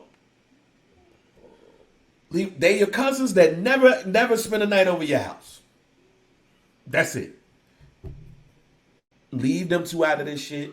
Let's talk about the people who really engaged in this shit. Puff and JD. And Diddy is like, "Yo, I'm good, bro. I only want to see Dr. Dre in the ring. I don't respect your catalog enough to step in the ring with you." In so many words, that's what Diddy's saying. Diddy can flip it any way he want to. Say, "I got all the love and respect for you. You're a legend." But at the end of the day, Diddy feel like he 10 steps ahead of Jermaine Dupri. All right. That's how Diddy's feeling right now. Because he did say your arms is too short to box with God. Then he told that man, "I'll kill you with just Biggie and Mary shit." He did say That's that what shit. he told that man. So here's a couple of things with this, Mike. This is a very important episode of Some Dude Pod. Because next episode is 100. Mm-hmm. Next episode is 100. We should find a guest for that, like a big guest for that. Like, talk to Jay Morg. See if we get Marsha Ambrosius or something. I asked Jay Moore. He gonna want to be on the pod. That nigga want to come on the pod so bad. He want to come on the pod. Cool. So bad. That would be nice because I do want to talk to Marsha Ambrosius about no pullout music. He could give us. We could get all of those. We could get that. He could. Yeah. But see, I don't want to do nobody. I don't want to ask nobody extraordinarily big. I want to ask somebody that I know I could talk to. And I love Marsha Ambrosius. And second of all, we really need to have a conversation about no pullout music and R&B. Like, why? Where are the no pullout songs at? Like, not baby making move. Not. I want the accidental. Damn, I messed up music. Like, it was that I turned you on, you in. I know. I accidentally got a baby, but that's neither here nor there. I got you. We can see what we can cook up. But here's my thing, fam. When it comes to the P Diddy, Jermaine Dupri shit. And this is why I try not to debate with who would win on Verzuz. It sounds fun and all of that shit. But then people get to talk. Like, it was somebody in the group, I forgot who was in the group, that said that Diddy after 10 songs would be thin. I said that's the dumbest shit that I ever heard in this group. Somebody said that in the group. Yeah, I can't remember who it is, but it was like Diddy is thin because I'd commented after that saying that did you smoking crack this morning? What? See, this would be even with the song selection, the closest versus battle, period. Because you love them both. The thing is with Diddy is Diddy has the all-timers. And this is no disrespect to Jermaine Dupri. I met Jermaine Dupri at Urban One Honors. I've watched him say how he needs to start getting his respect. So low key, the laws of keys. I think with Jermaine Dupri, this versus is more about you motherfuckers in hip hop need to respect me more than it is for Puff. for Jermaine Dupri wants his flowers, and I truly believe in even watching his speech at Urban One Honors. He wants his respect. He wants his flowers, and he feel like he don't get them joints. Dre gets his. He feels he's up there with Dre and Puff. That's it. Not even Pharrell and the Neptunes. He feels like it's Dre, it's Puff, and it's him.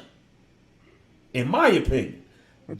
Based off of how I seen him, talking to him, watching his speech at Urban One Honors, y'all niggas need to understand that I am just as vital to this shit as y'all. I've been here. Fresh Fest, early 80s, pop locking, freaks come at night. I also feel, this is just me, I also feel that when it comes to Atlanta, you don't talk about JD like you used to. Ain't like you should. You don't talk about him like that. I think JD looks at this versus is you motherfuckers is gonna respect me after these 20 songs. Puff, on the other hand, Puff was looking at this shit. He bullshitting with it. That's my thoughts. That's my opinion on it. But with that being said, on how they feel. With that being said, closest versus battle, period. I just think that Diddy has the all-timers. And here's where what I'm about to say is going to sound disrespectful, but it's not. It's just, to me, it is what it is. Diddy gave you Jodeci, Mary J. Blige at Uptown. He gave you Biggie at Bad Boy. We could stop there if we want to. So I'm going to stop there. Wait a minute. Jermaine Dupri ain't give you artists like that. Now, mind you, somebody can say he wrote for Mariah Carey and blah, blah, blah. No. Mariah Carey was never signed to So Def Records. That's what I'm talking about. He was on Uptown with them. Andre, go work with them. Then he give us Bad Boy with Biggie. So because of lore and musically, he's worked with possibly the greatest R&B band in the 90s on the same label, the queen of R&B soul, same label, possibly the greatest rapper of all time. Who was on So Def? Criss Cross, the Brat, who people would say, here's the other thing, great value versions of artists. No disrespect to the artists, but let's be real. And I don't want nobody to listen to this podcast in front like they didn't say that shit when they was young. When we saw Escape, we said that's the female version of Jodeci. Mm-hmm. Women, baggy suits, boots, just kicking it, We looked at them and was like, yeah, that's Jodeci. When we saw the Brat was Snoop. Female version of Snoop. You had, I don't care who came out first. I don't care who's the chicken or the egg in this case. But Crisscross, another bad creation. Same time. We're talking about So Def here. Mm-hmm. Bow Wow is the artist that separates himself. But when you sign Bow Wow, it's like, oh man, it's Crisscross all over again. Look at all of the legends of Atlanta and tell me, outside of who was named, who was the artist signed to So Def.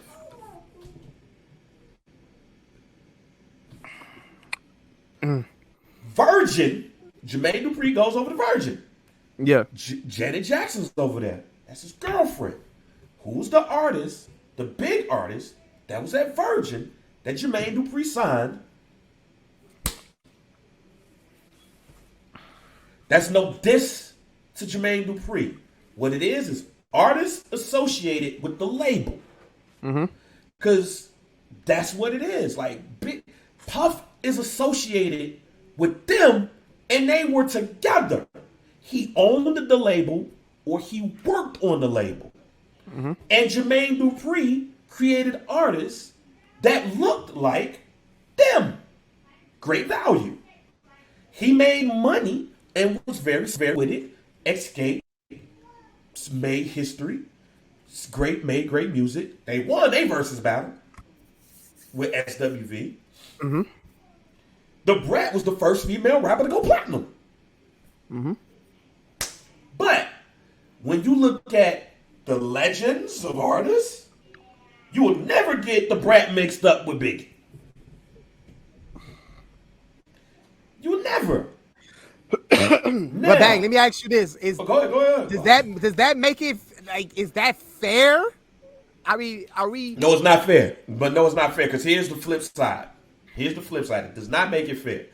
I'm just telling you. And do these things matter when it yes comes and no. to putting together 20 to 25 records? Yes and no, because yes and no, because I don't know no song of Biggie's that's going to play that Jermaine Dupri is going to play is going to be Biggie. All right, so let's do this. So Mary now, J. Blige too. So or Jodeci. So I think this is where Diddy feels like he's above this shit. That's why.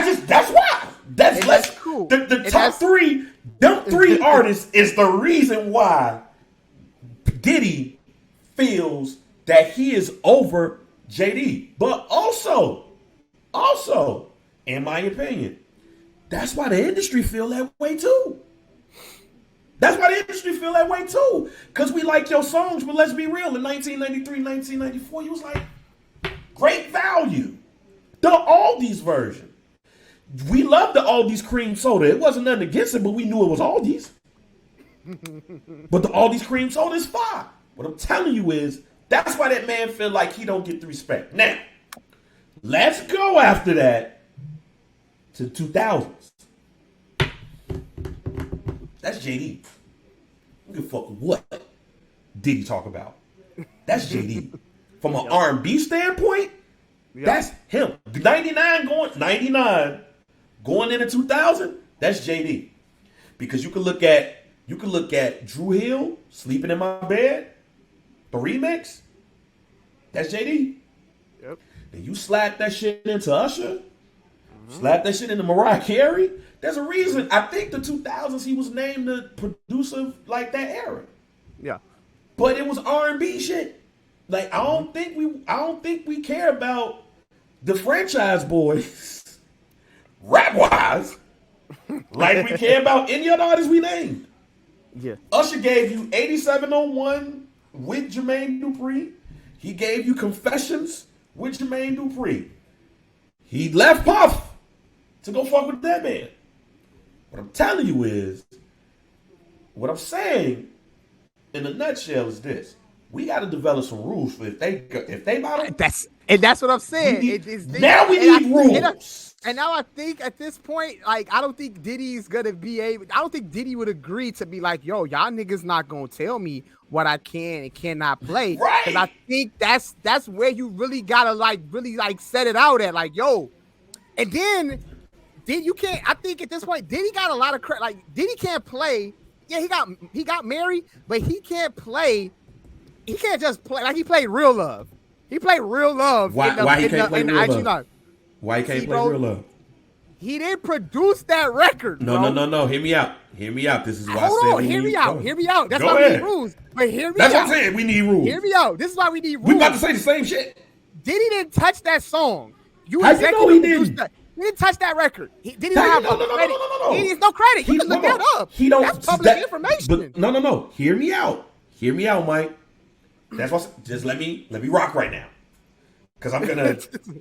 This is important. This is important going forward. Let me rock. That's public information. I agree with you that he didn't produce it, but we can't say he didn't touch it.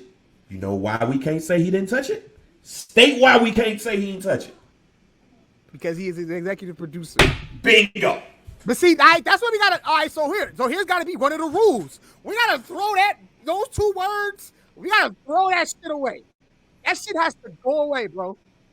That shit, you gotta throw that away. Throw those two words. Executive producer, throw that shit away. It's gotta be artist. You performed the song. You produced the song. You wrote it.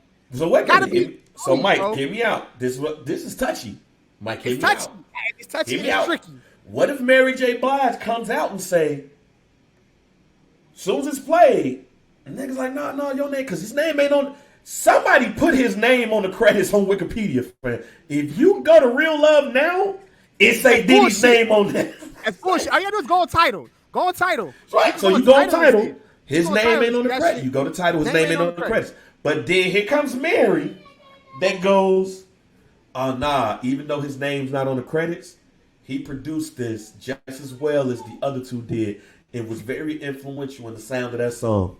Bullshit. That's what Diddy gonna use that to his advantage too. No, what I'm saying, what if Mary say that? What if Mary says that shit? Nah, bro. Mary gotta stay out of this one, Mary. Oh, so now she gotta stay out of it. If she ain't gonna do a versus, then sit down. Because people ask her to get in the versus against motherfucker, get in the ring with Mariah Carey. Motherfucker's like, she ain't wanna do it though. Cause she know she might get smoked. I don't know. She gonna get smoked, but hey. I love Mary. What you gonna do with Butterfly? Come on, like what you gonna do with Dream Lover? Come on. No. I ain't gonna go there. What you gonna do with Visions of Love? Come on. Nah, I'm capping. That's cap. I'm capping. But motherfuckers, hey, I would love to see Mary J. Blige versus Mariah Carey. I'd take that any day. What you gonna do with Heartbreaker? Come on, like. No, what I'm saying is that's what I'm saying, Mike. This is too touchy, and this is why we need rules. Because here's the thing. Like Diddy can't play. Diddy can play. He can't play every song off Ready to Die. He can play some records. Wait a minute. He can play every song off Life After Death. Because they both can do this shit. Yeah. They both can do this. Jermaine Dupri can be like, I helped produce a TLC track. But see, he don't have to do that though. That's what I'm saying. You don't have to do that. They got 20 songs, bro, where they actually all touched. But Mike, hear me out. You're right. They all got 20 songs that they touched. This has to also be a rule. Give them 25 to 30. That's got to be a rule too. That's cool too. Hear me out though, Mike.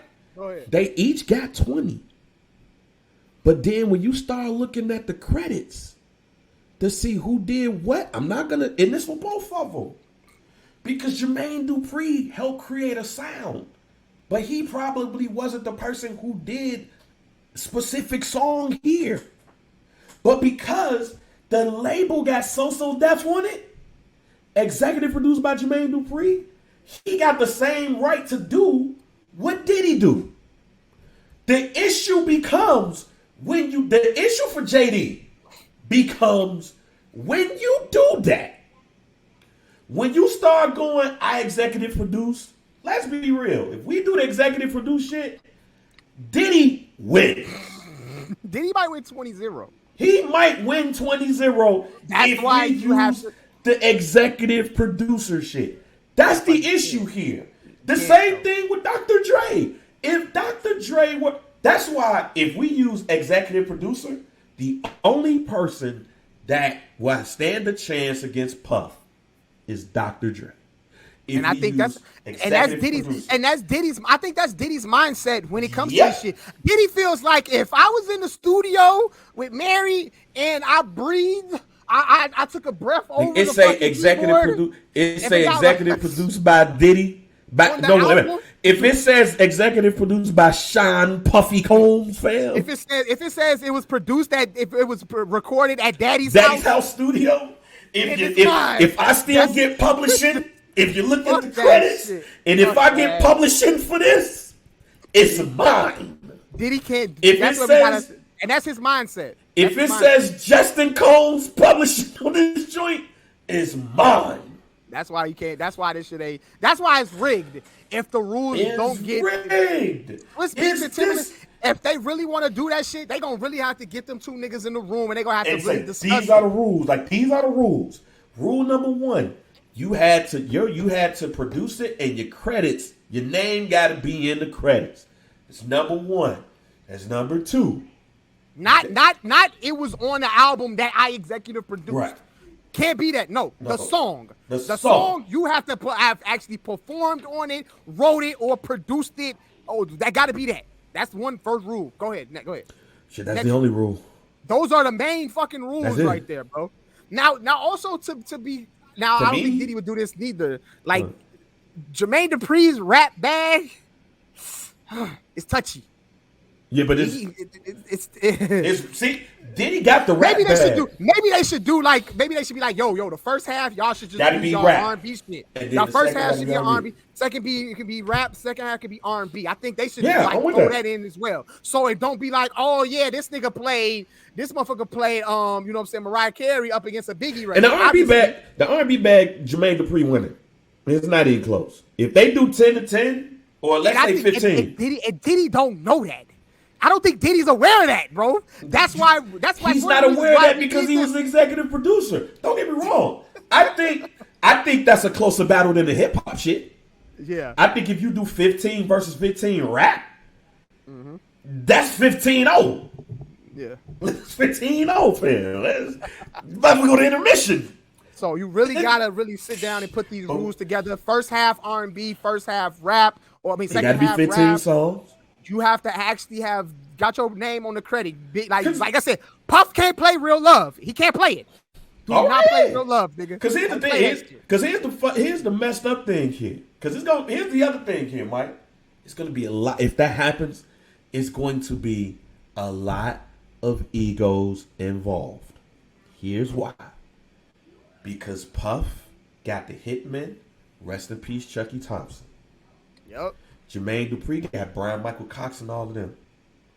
Jermaine Dupri got TLC and Mariah Carey, all those things.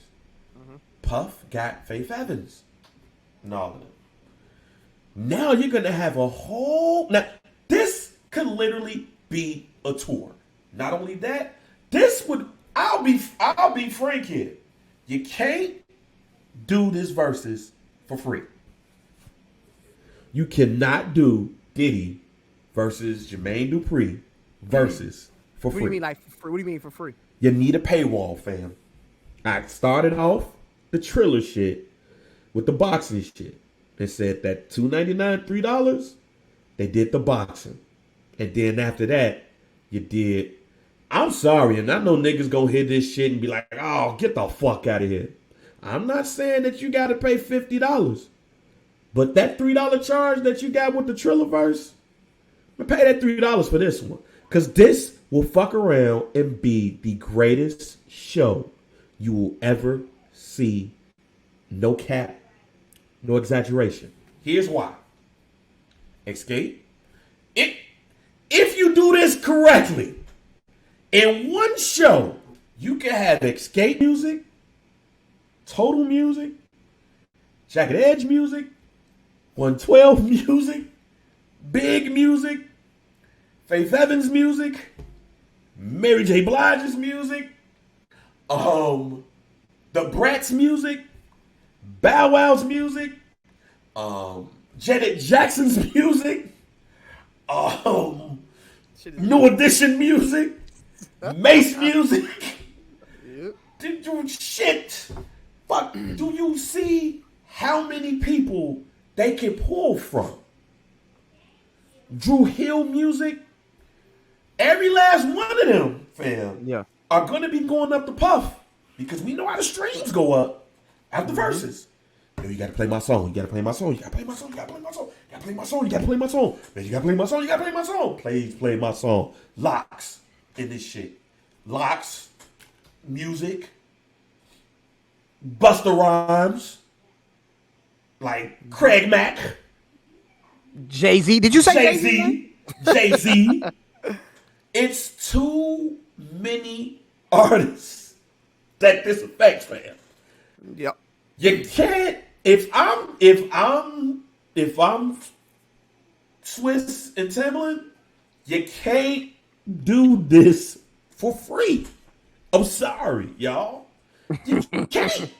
You just can't. Because this is literally the biggest concert in the history of R&B and hip hop. Yeah. By playing 10 songs, you have the best concert ever.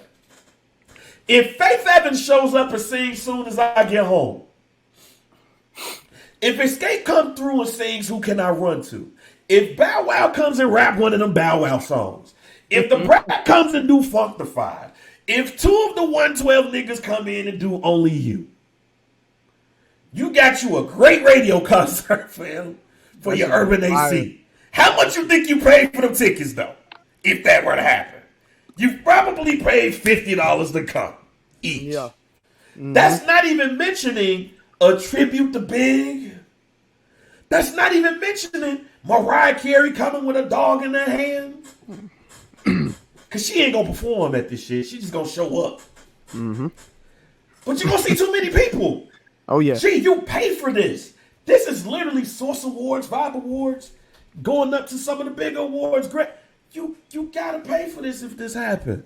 So I also believe one of the reasons why this might not happen, because I can't see Puff, the showman he is, just saying, yo, I'm going to be at Madison Square Garden and just be on stage with Jermaine Dupri by myself. Considering we've seen the Isley Brothers sing.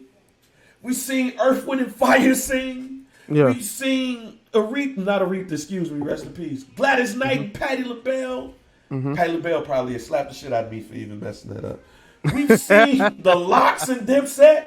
You think Diddy and Jermaine Dupri just gonna come up to this damn stage and it's just them dancing? Oh, baby, dance. Cold baby, dance. You think that's gonna happen to y'all?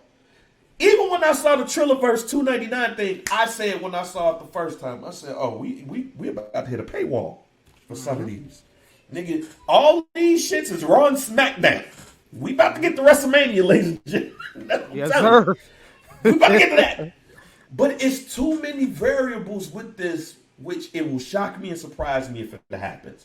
Because executive producer credits, egos in check, and all that. But I think Jermaine Dupri wants this more than Diddy, only because the respect. I truly believe, because of the shit that I said earlier, that Jermaine Dupri don't feel like he gets the respect that he deserves in hip hop. This is Verzuz has given us the opportunity to give those artists the respect that we never gave, and we go in thinking somebody's gonna get their ass whooped. The next thing you know, we like, damn, I respect your catalog today. And then the streams go up and all of shit. They businessmen. But they're businessmen that also work with other artists. So you go look, man. Jermaine Dupri gonna a bunch of people knocking on his door like, yo, you gotta put my song in your 20 or your 30. Diddy gonna be doing the same thing, and they gotta strategically push shit, play. And I don't give a fuck what y'all say. Niggas have an idea of what they gonna play now because they talk. This is a show now. This ain't Instagram, whereas me and you and I got my list of songs and you don't know. This ain't Tecmo Bowl, fam. When you're playing Tecmo Bowl and you don't want a nigga to see what play you chose, so you turn around and pick your play. Oh, nigga, this ain't Madden But you do the same shit so nigga won't see your control and shit. Yes, sir. Nah, fam. This is a show. This is an event. This is all of that shit rolling in one. I'll be shocked if this shit goes on. I think it's great for us to talk about. But if this were to happen, you can't do like you said. You can't do executive producer shit. You actually, your name gotta be on the credits for this to work. And here's the thing. If this shit is just about names being on the credits of the songs you play, this shit closer than a lot of people gonna say. Facts. This shit is even. Facts. That's where we gotta look at this shit at, bro. But like you said, it's gonna be tough for Diddy to just be like, all right, cool. I think it's gonna be more of Diddy doing this shit. Like you said, Jermaine Dupri all in. Diddy don't seem like he all in because of his mindset and the way we watched him on the IG live yesterday. You know what I'm saying? And he was actually giving Jermaine Dupri like, yo, come on, bro. Like, let me hear what you play a song. Like, let me see what you got. Like, Jermaine Dupri wasn't falling for the okie doke. Which I think if Jermaine Dupri would have threw a couple records out there, you know what I'm saying, Diddy might have considered. Like right there, maybe would have got a verbal agreement right there on IG Live. But Diddy kind of was like, nah, I'm good. And then he was just on Twitter today said, yo, get Dr. Dre on the phone. That's what he said. Yeah, like maybe it's just for show. Maybe they already verbally agreed. They have to have verbally agreed. Because here's the other thing too, fam. If we see this, and then the next battle they announce is 3-6 Mafia versus Bone. That's when we gonna start running out of shit. Like, boo this man. Boo this man. They've talked too much shit for me to believe that this battle is not gonna take place. But I also believe just knowing how to put events together and shit like that, and being around that process from my own and then from bigger shit, you got to put the logistics together. You got to have them backlines ready. You got to have all of that shit. Honestly, that battle, man, is not even the Hulu Center at Madison Square Garden. That shit's Madison Square Garden. Yeah, you can't just throw that in there. You can't throw it in there. You can't just throw that in. Put them niggas at center court on a stage, and you sell out the Garden. You sell out the Garden, fam. Sell out the Garden for that. You have to sell out the actual Garden for this. But also, we're talking about showman, fam. But are they gonna agree to do it in the Garden though? Because the Jermaine Dupri might feel like, hey, he ain't getting a fair shake. Okay, go do that shit. Ain't nobody hooping in the Great Western Forum in Inglewood. Yeah. Do that shit before they throw it down. They gotta go to neutral territory. Do it in LA. You can't do it in the small room. That's all I'm saying. You can't do it in the little bitty room. You can't go to the Chinese theater and expect this shit to be done. No, motherfucker, you can't do this shit where they do the Grammys at. You gotta put it on the stage because those two men. Come to the United Center. Come to the United Center. That's mutual territory, baby. We right in the middle. We in there. Yeah. We right in the middle. Those guys, man, those guys are showmen. Yeah. And you're going to have people perform. Like, niggas, Faith Evans come. Let soon as I get home. Like, you're right. I think they do. So right now, here's the rules that some dude has right now. For Diddy versus Jermaine Dupri. 30 songs. 15 hip-hop. 15 R&B. Pick and choose from there. Or they can do first song be rap, second song be R&B, but the R&B song, rap got to go against rap, R&B got to go against R&B. Right. If that's how you want to do it, that's how you do it. But no matter what, 15 songs, hip-hop, R&B. Mm-hmm. You mean to tell me that Faith Evans in the R&B section ain't going to be able to sing as soon as I get home? If she's on... I'm just saying, credit and no credit. Name on the credit and no credit. I don't give a fuck right now. I'm just saying. Faith Evans is going to be there to perform as soon as I get home. Mm-hmm. You would hope Mary J. Blige is there to perform I'm Going Down. You would hope that Escape is there to perform Who Can I Run To. Mm-hmm. You would hope that that Drew Hill, the 7 members of Drew Hill, is there to perform Sleeping in My Bed, the remix. Not saying that Mary J. Blige is probably the only one out of that equation that's going to be like, nah, but I'll show up. But some of those artists got to be there to perform the shit. And it's going to make it the best show. It's going to make it the best versus to the point where you would have to now start doing seasons, fam. Season 1 is over with. Let's get you prepared for season 2. And then you'll have to go ahead and start working with these artists ahead of time and scheduling out shit. Because if Diddy versus Jermaine Dupri happens, my G, ain't nothing gonna be able to top that unless you get bigger name artists because of the amount of people that they can bring on that stage. And we see these people performing now. We see the performance aspect of it. And then also with the performance aspect of it, who's the Jermaine Dupri? I mean, Diddy is the better performer. Now Jermaine Dupri, Jermaine Dupri put on a show now. But obviously, yes, we know ain't no show like a Bad Boy show. Ain't no show like a Bad Boy show. Ain't no show like a Bad Boy show. Absolutely. So I would say this. What we see right now with the performance element being bigger than ever now, Jermaine Dupri would fight an uphill battle because the performance element is now key. If you look at the Bad Boy documentary, you know nobody do no shit like them. Look, Jermaine Dupri tried to do the same shit with the So Def shit.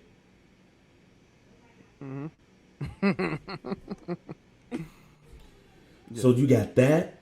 The other part about that is the caliber of the artists that you have.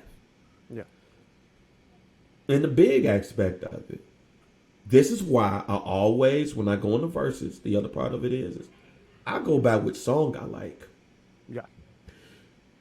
And honestly, there's not a lot of songs that Jermaine Dupri can play that I feel that's better than what I've heard from Bad Boy.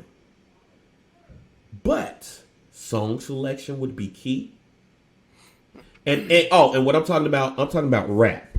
But R&B bag, it's going to be a tough one, but Jermaine Dupri, there's a reason why Jermaine Dupri is in the Songwriters Hall of Fame. But are those songs better than what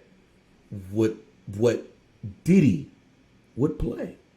What happens if you keep the executive producer shit up that mic? What happens when Diddy plays Real Love or What's the 411 or I'm Going Down? Now he could play What's the 411 because he produced What's the 411. I'm just saying. I'm saying if you keep the executive producer shit. Yeah. Because that's what's gonna happen. Yeah, that's fuck. What happens when Big plays? What happens when Puff plays Big Papa? But he could play. But those type of records. I get you. I follow you. I'm following you. But Diddy can play that, and it's all good, and it's gonna be it's gonna look good for JD though. At that point, it's possible. He probably. I don't know how the credit look for Big Papa. Big Papa, Diddy produced that. Diddy got a production credit on Big Papa. That's fine. Him and Chucky Thompson. But let's just say, for instance, if he didn't, he owned the song. Yeah, he's on the song. My friends, we can be friends. Absolutely. One More Chance, Juicy, Big Papa, he could play all of those.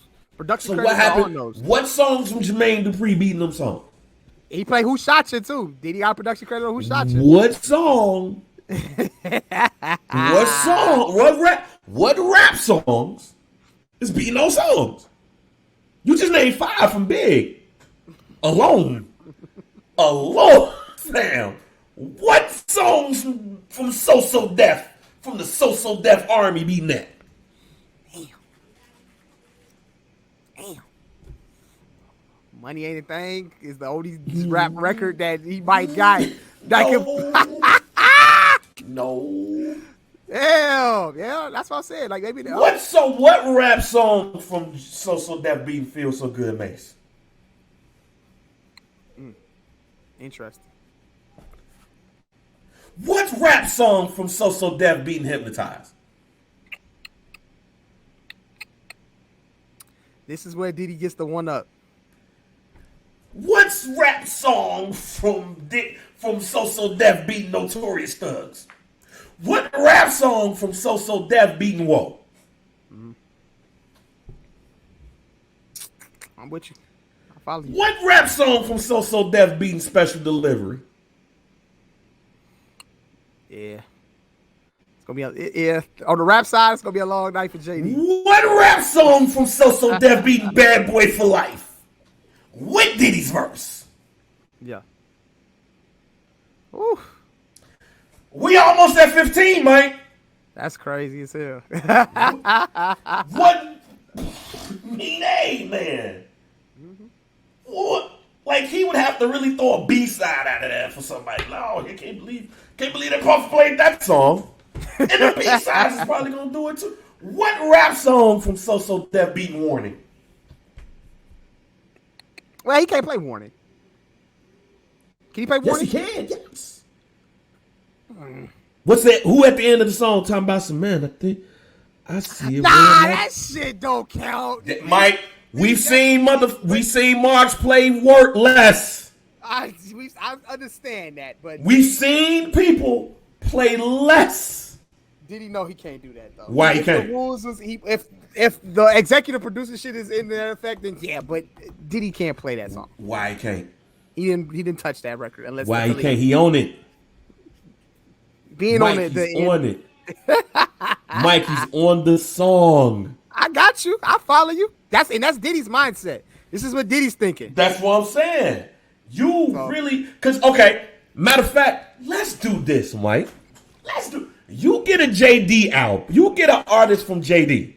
I'm gonna get an artist from Puff, and we gonna go through the songs that they can actually play. I'm looking through Jermaine Dupri shit right now, bro. Because if we go ready to die, Puff can't play no song but Respect. No, Ready to Die. Puff can play. And no, wait a minute. One More Chance. Look, I'm on here now. Puff These are songs he can play. He can play One More Chance. He can play Juicy. He can play Big Me and My Bitch. My bad. Yeah, Big Papa. He can. Name a song on So So Def better than Me and My Bitch. Thank you. Thank you. He could play Who Shot You? He could play Respect. No song from So So Def beating that. Oh, excuse me. Mm-hmm. So what rap song is beating that? I've got nothing. So let's go to Life After Death. Let's go to Life After Death, Mike. These are songs that have Combs' name on the credits. All right. Somebody's Gotta Die. Ain't no song from So So Def better than that. But Puff not gonna play that though. He don't have to, Mike. Here's what I'm saying. It's not about what he's not going to play. I'm saying songs with Combs' name on it in the producer credits. Yeah. And is for So So Def a rap song better than that song? That's it. Hypnotized. Ain't no rap song from So So Def better than that. R. Kelly, Fuck You Tonight. Well, we're not gonna play the R. Kelly. Go ahead. Though. But is there a song in the So So Def rap catalog that's better than that? Mm-hmm. All right. Last Day with the Locks. Story to Tell. No, Niggas Bleed. And Story to Tell. Mm-hmm. Notorious Thugs. Another you might get along. You might get an L. Play that you probably Nasty Boy. Yeah, okay. And he's the only producer on Nasty Boy. So, he produced Nobody Till Somebody Kills You. Like it's producers him, Combs. So that's just big, ladies and gentlemen. And this is where Diddy. This is his mindset. This is where he's at with it. That's where exactly Diddy gets the. That's why he. Look, that right there. 1, 2. So are we now? So are we now saying that Jermaine Dupri getting washed? No, I'm saying rap. Rap, he getting washed for sure. That's why I always said this was tricky. Now let them niggas do an R&B, the R&B straight. Oh, so fine. Let's go to songs that Jermaine Dupri produced, and you pick songs that you just know it. You pick songs that you know is better than some of the songs on the R&B catalog. Some of Jermaine Dupri shit. Yeah, I just did Diddy in the rap. Okay, hold on. All right, You Make Me Wanna. Okay. Nice and Slow. Okay. My Way. All right. That's just all Usher's first album. Okay. His second album. All right. Hold up. Damn, I just saw the shit. Give me 1 second. Yeah, because I look, man. Like, see, this is just us going through shit and just not. All right, hold up. He could get Just Kicking It, Escape. Gonna throw that in there. I mean, it's Escape. That was a big record back then, dog. Yeah, I mean, it was. Just Kicking It is a number 1 record. That went number 2 on Billboard. Number 1 R&B record. I'm not saying Always Be My Baby, Mariah Carey. That's the number 1 record. That's a number 1 record, bang. I would say that, yeah, it is. I'm saying I know it's number 1. I'm just thinking of the R&B. Okay, so this is you. All right, so now you gave Mariah Carey, We Belong Together. All right, so wait a minute. So hear me out. Does Come and Talk to Me remix beat any of those songs? Yeah, it could be a couple of those. Depends. What's the 411 beats some of those songs? Yeah. Okay. Okay. And you gave 3 songs, so I'm let me go to My Life, Mary J. Blige. But also Usher, You Got It Bad. Yeah. that's okay. An 8. Oh. Ooh. Pause.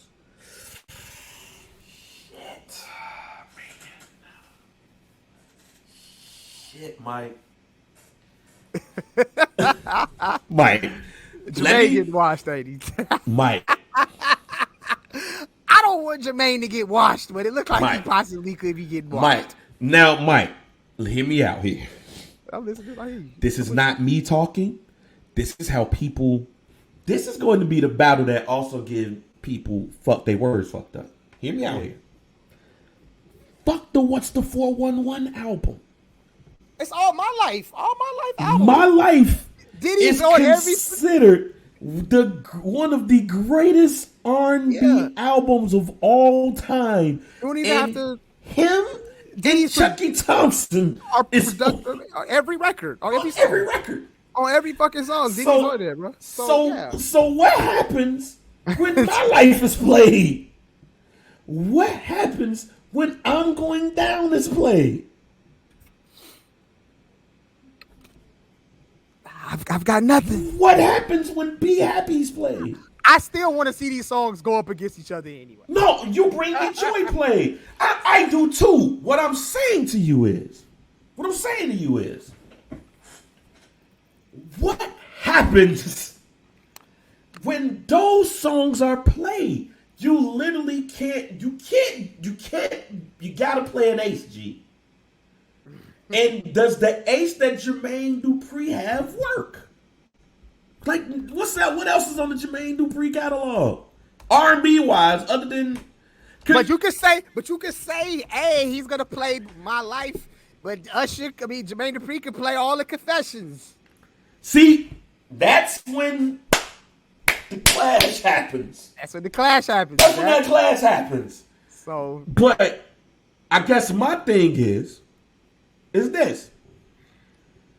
in some of these cases, you're really gonna have to come to what album that you like better, not song album. Mm-hmm. Are you a My Life person? Or are you a Confessions person? Mm-hmm. That's what that's gonna come down to in the R&B shit.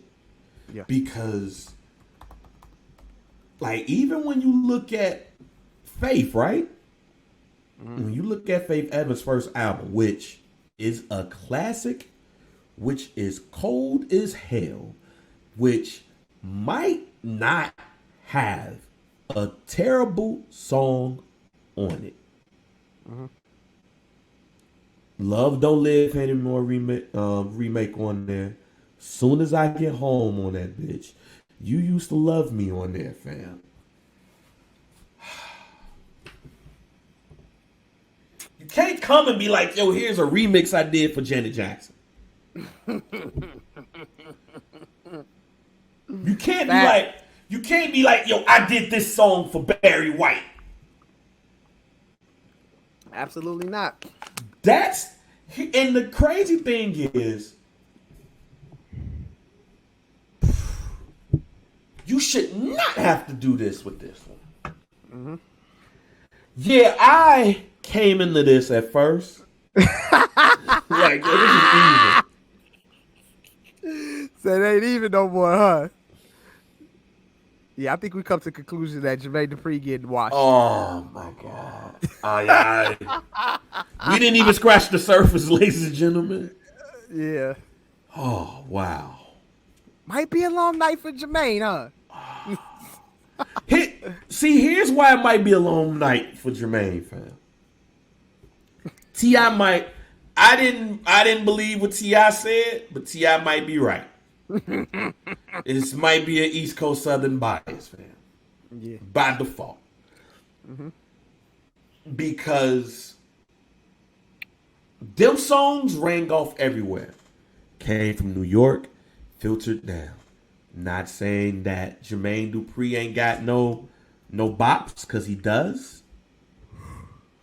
But I just named you songs that goes down in history, fam. Yeah. That don't really happen.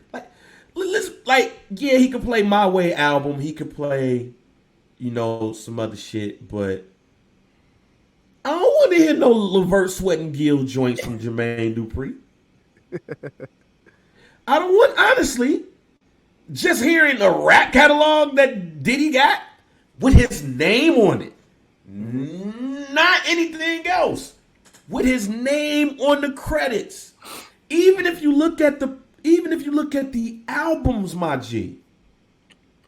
Come on, like, if we put up the Anthony Hamilton album, which he executive produced, the first one coming from where I'm from, which was on So Def, versus motherfucking Carl Thomas, this first album, what album we picking? What album are we picking, Mike? Yeah. It was love at first sight. I know. They picking that album. Mm-hmm. Oh man, somebody's gonna listen to this pod. They're gonna be like, no, y'all missing a whole bunch of songs. And you know what? We might. But you know what? But you know what, man? I ain't seen not one album for the exception of possibly the Emancipation of Mimi. That's not even guaranteed that I will put up against My Life. Mm-hmm. The argument becomes My Life or Confessions. Yeah. So, and then you got to look at this though, like Jermaine Dupri is potty. I think Jermaine. Okay, so Diddy's mindset is a certain mindset that, look, dog, your arms ain't long enough to box with me, bro. I got too many. Jermaine Dupri, on the other hand, he wants his respect based off the fact that obviously, yeah, Jermaine Dupri's been in the game for a long time, but also Jermaine Dupri got a lot of #1 records. So, like now give it #1 record doesn't necessarily mean it's a bop and, like, you know what I'm saying, it's timeless and, shit that we want to hear at the moment. Like, but do you look at Jermaine Dupri's catalog? He has a lot of #1s. And he has a right to be in a verse. Yeah, he got a right. Right. It's just like it's gonna be tough though, but it's tough. I'm looking at some of these piece comments. Like, shouts out to my nigga Quick. Like, I see, because I put on his, because he said, y'all really think JD could beat Diddy could beat JD in the verses? I'm gonna say this: JD is a producer. Diddy's an entertainer. The songs that Diddy so-called produced, he had D-Dot and a host of the real producers on it. JD didn't bounce up. Now, Chucky Thompson, who I met, says that Diddy just wasn't pressing buttons. Okay. I'm going to go with niggas who told me. So but what you're saying is that Diddy legit.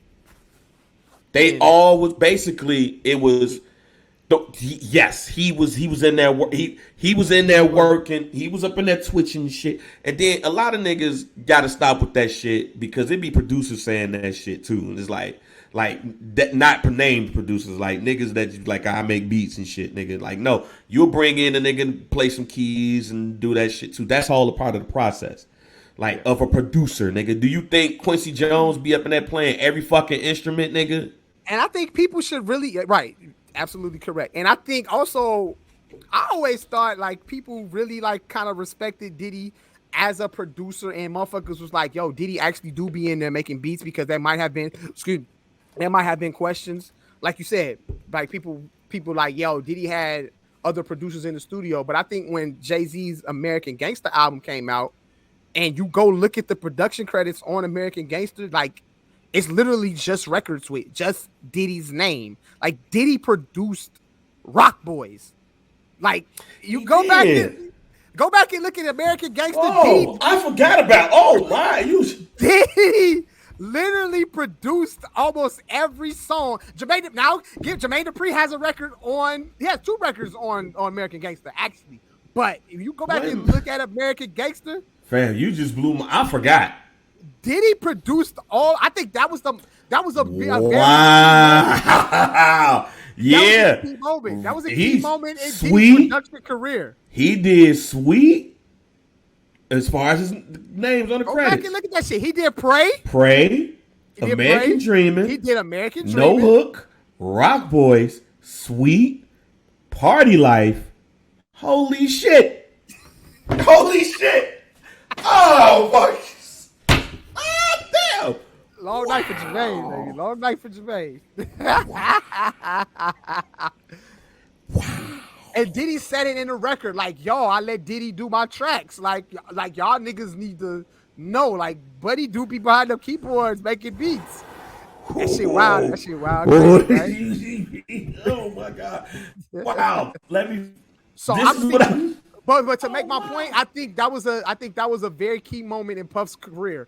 To like people like had to put respect on him as a producer, and we all know how people felt about the album before that. Yeah, you look at Jay-Z's album, like you look at it like American Gangster is a favorite.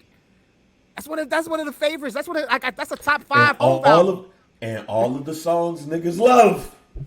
It's produced by Puff. That shit crazy as fuck, right? I forgot about that. Now, is Diddy gonna play those records in the verses? Maybe throw Rock Boys in there. Rock Boys is a party that'll get the party going. Here's the thing: he do that shit, Mike. If he play Rock Boys, niggas gonna be like, motherfuckers gonna be like stunned. You gonna be rocking, but you gonna be like, what the fuck? Get it out. Like, motherfuckers forgot. Like, people forget about that shit. Oh wow. Oh wow. Oh, you won, Mike. You won. Cause I forgot. Yeah. I'm just gonna look at one more album. Little long night for Jermaine though. But Jermaine, give it that Jermaine. All Jermaine's number ones, bro, is R&B records though. Yeah, I mean, look, all number ones. It's shit. Yeah, and some of the number ones, and this is where it gets tricky for Jermaine Dupri too, because Jermaine Dupri at no point in time in that verses can he play Grills by Nelly, even though it went number 1. You can't play that song. It's just that's no diss to Nelly, but you can't play that, even though it went number 1. Let me. Now Jermaine got other number ones, bro, that he can play though. and album songs that went number 2, number 3. He can play them shits. So let me read what I put down. I said if Diddy name on it, executive producer, bad boy tag, whatever, unless they put the stipulations on it, he can play it. That's what Verzuz is. And I'm just looking at this. Right? And like I see, like one cat said, Diddy ain't fucking with JD on any level, bro. JD catalog too long. Not saying Diddy ain't do his thing, but JD's gonna take the victory. And I'm sitting here like, after what we just named, Diddy has the iconic. This album is in the Library of Congress songs. Mm-hmm. Mm-hmm. I see what people are trying to say, but yeah, man. Mm-hmm. And you can't move the goalpost here. Because even if you try to move the goalpost here and say that his name is on the credits,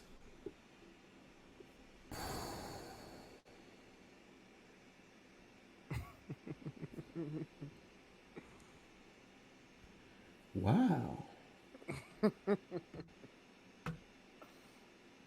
So what would be a better matchup for Jermaine Dupri?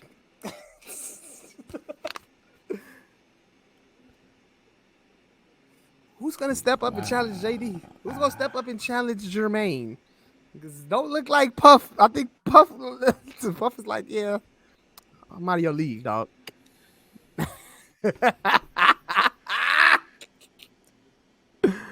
Yeah, that shit funny as hell. Hey, Mike, man, before we get out of here, fam. Yes, sir.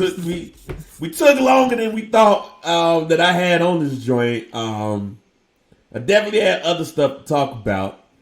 We'll probably do something separate about the Maywood years of R. Kelly, because that gym on the 11th, I still remember getting a call about that shit. Like, yo, you want to go hoop with R. Kelly? Like, no, I'm straight. It's like, yo, you know, the girl in the video was over there at the gym with him too. Like, damn, shit. Yeah, nah, I'm good. He's like, shit, man. So that. Shouts out to the gym on the 11th, the secret gym. But R. Kelly has done a lot in Maywood. Like, he had the secret gym. He got married at Maybrook, fam. Like, R. Kelly is a Maywoodian, fam. He's a Maywoodian. Is Maywood ghetto, ladies and gentlemen? R. Kelly. Not the R. Kelly, fam. He got married here. Yeah. And they said that the girl said that she had opened the door. R. Kelly was giving Aaliyah oral sex. Look, man, I can't, bro. I can't. He's a giver, Please, man. It was like, it's crazy. Like, I can't right now. He did that in Maywood probably too. That hotel they used to be on Fifth, man. Oh my god! I can't imagine. Please don't make me imagine anything like that right now, bro. I can't. Hey man, shouts out to Dak real quick. Shouts out to Dak, man. Dak, y'all lost, but Dak was balling. Yeah, Dak was balling. I hope he keep it going. I hope he keep it going. Y'all defense hurt, man. Defense looking real ugly right now. Yeah, like Lawrence broke his foot. He going for a significant. Probably about 6 weeks. 6 weeks, bro. 6 to 8 weeks, bro. Yeah. I'm gonna say this now. My prediction is this: Justin Fields will be starting Week 4 against the Lions. I can see it. I like the fact that you know what I'm saying that I like the fact that he actually was able to get in the game. You know, they kind of like use him in certain scenarios, even if it's just to get a couple snaps off. And he actually rushed for a touchdown, which was dope. So shout out to that. That was dope. I mean, so yeah, Justin Fields is definitely gonna wing his way in there though. Andy Dalton didn't have a bad game. Yeah, he was decent, but the game was actually still in reach. After halftime. It's just if you like, he was definitely we play. I'm in a Madden league, right? Or used to be in a Madden league, and basically, the way that the game plan was for For Andy Dalton is when you have like your back when your starting quarterback gets injured, and then your backup quarterback get injured, and you got to go grab like a creative player that's on on free agency. Like I've won games against better competition in Madden, with like a terrible quarterback. That's how that was. You can't be and do what the Bears tried to do with Andy Dalton. They didn't even throw it past 10 yards. Yeah, so I don't think we're going to be... I think I had the Bengals game as a win. No, we're going to lose that one mainly because I don't think they trust Andy Dalton to throw it past 10 yards still. So I think we're going to be on 3. And then when it comes to the Lions, Justin Fields is taking over. Okay. So that is that. What else real quick? Shouts out to Nelly with the Cornell Hayes Jr. meal at Burger King. Yeah, I'm good. I don't even eat Burger King. Burger King is fucking disgusting. No, it's not. Burger King's nasty. Get the fuck not the one in Maywood. Yeah. I don't even trust that one.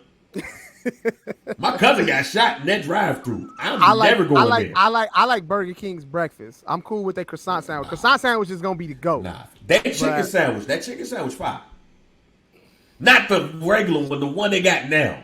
My daughter likes Burger King, so okay, it's cool. Burger King, I like that new chicken sandwich. All right. I like the Whopper better than I like the. So is the artist? So is like are they trying to like take after what McDonald's is doing by giving artists meals? But I don't know, but it's supposed to be like a little bit healthier. The preservatives not in that bitch. But he named that motherfucker the Cornell Hayes Jr. meal, like his real name, fam. Like, okay, that's like me going to Wendy's and be like, "Yo, go get the Lee A. Davis Jr. meal." Yeah. At Wendy's. Like, okay. Maybe we can get that at Tina Hut. Can I get the Lee A. Davis Jr. meal at Tina Hut? Yeah. Imagine one of y'all niggas. Shout out Nelly on that one. What is his meal? So what is he like? It's burger. A burger, okay. It's like with less preservatives. Less preservatives. Okay. All right. Like, shout out to Nelly on that one. I just happened to a gyro cheeseburger. All right. All right, man. Before we get out of here, next episode, man, is 100. Yes, sir. 100 goddamn episodes. Next episode. Crazy. Crazy. Like I've had a baby on this pod and been sick about 5 times. You've been relatively healthy.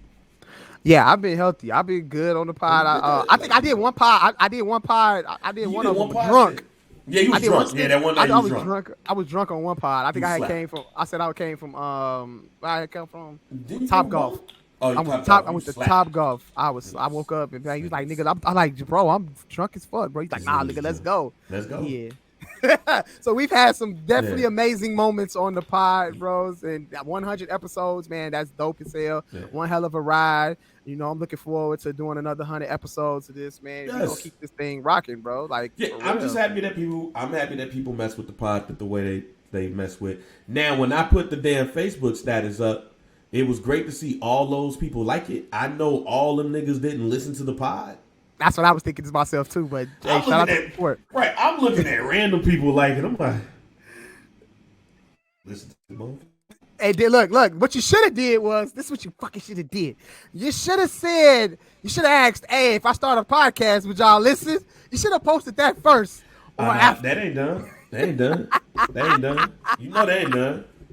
Yeah, we not gonna record it soon right after this, so we probably be record not this week.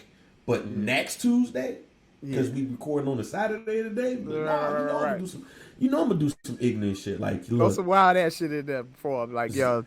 Like, I'm about to do my 100th episode. How many of y'all that like the stat? Matter of fact, I'm gonna share that status. Be like, yo, so how many of y'all actually liked or rated or subscribed or listened to the podcast? Yeah. And I guarantee you, somebody gonna be like, yo, send me the link.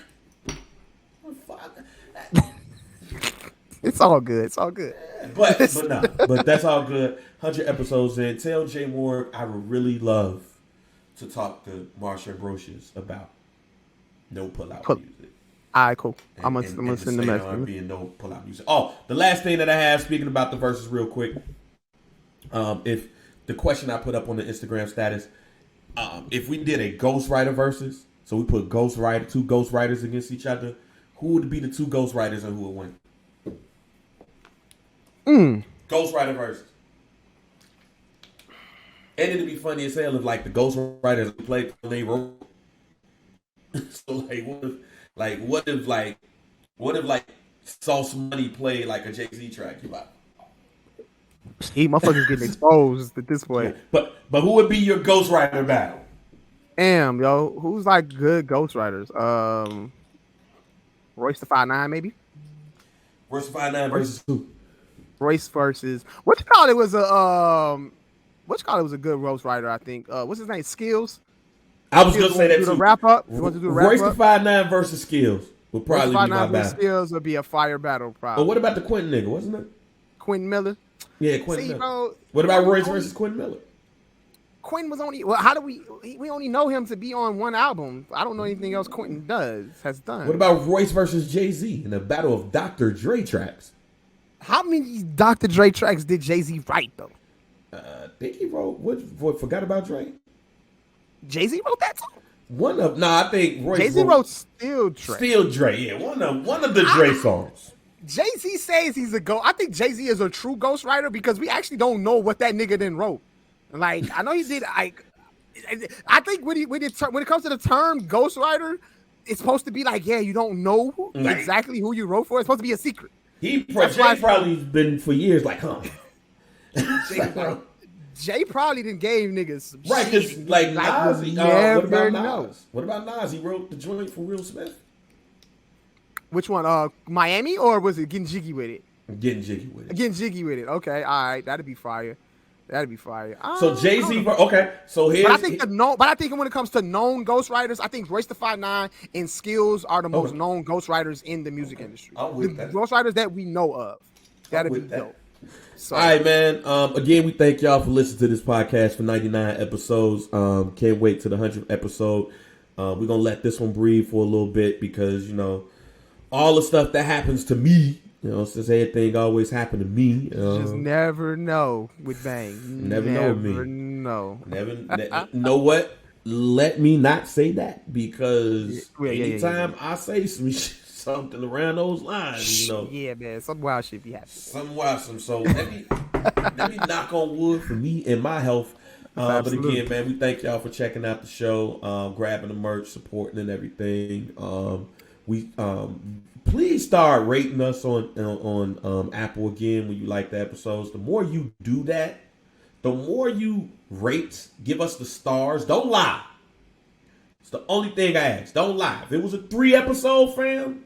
3 stars, say that. If it was a 3-star episode, say that. If it was a 1-star, I know the audio be off sometimes. Don't lie. Don't fucking lie to me, fam. But let us know, man. Go to and Apple especially because that's the main place you do it. Go ahead and give us the stars, whatever you think the podcast is. Give and rate us too. The more you do that, the more Apple puts us in that algorithm, and it helps us out too. And then plus, make sure you share, like, subscribe, download the podcast. Shouts out to Laura Haiti. He actually put up a list of his favorite podcasts and all of that, and he said that some dude was his favorite podcast. So shouts out to him. Shouts out to all of the homies. In fact, shout out to that had actually put what we had picked too, Royce the 5'9" versus Skills. He said Skills versus Rhymefest. Okay, interesting. All right. Or Sahai, maybe Sahai to throw Sahai in there. Sahai the Prince. You can so here's our battles right here. Okay. Royce the 5'9" versus Skills. Okay. For the Ghostwriter battle, Royce the 5'9" versus Skills. Rhymefest versus Sahai. Jay-Z versus Nas. There we go. Ghostwriter battle. That worked. When they press play on the song they wrote, y'all niggas gonna be. Wow. We're going to get a nice education right there. Man, might be a fight and somebody might get shot. All right, man, close us out, Mike. Y'all already know, man. Some Dude Pod, episode 99. Rate, like, subscribe. If you're watching us on YouTube, make sure you subscribe to the What Digital. You can listen to us on Apple Podcasts. If you are listening to us on Apple Podcasts, like Bank said, make sure you rate us on there. Drop a comment. Tell us what you thought about the episode. We're available everywhere else that podcasts are available. Make sure you cop that merch. Like us on Facebook at Some Dude. If you're on Facebook as well, join the community that we have, the Facebook group hashtag Some Dude Pod. Follow us on IG at Mike V_CHR at JR Bang and the official Some Dude Pod IG page at Some Dude Pod. And that's it, man. 100 episode is on the way. Y'all stay tuned for that. Could have some special guests in there. Probably bring some of the listeners in to engage in the conversation as well.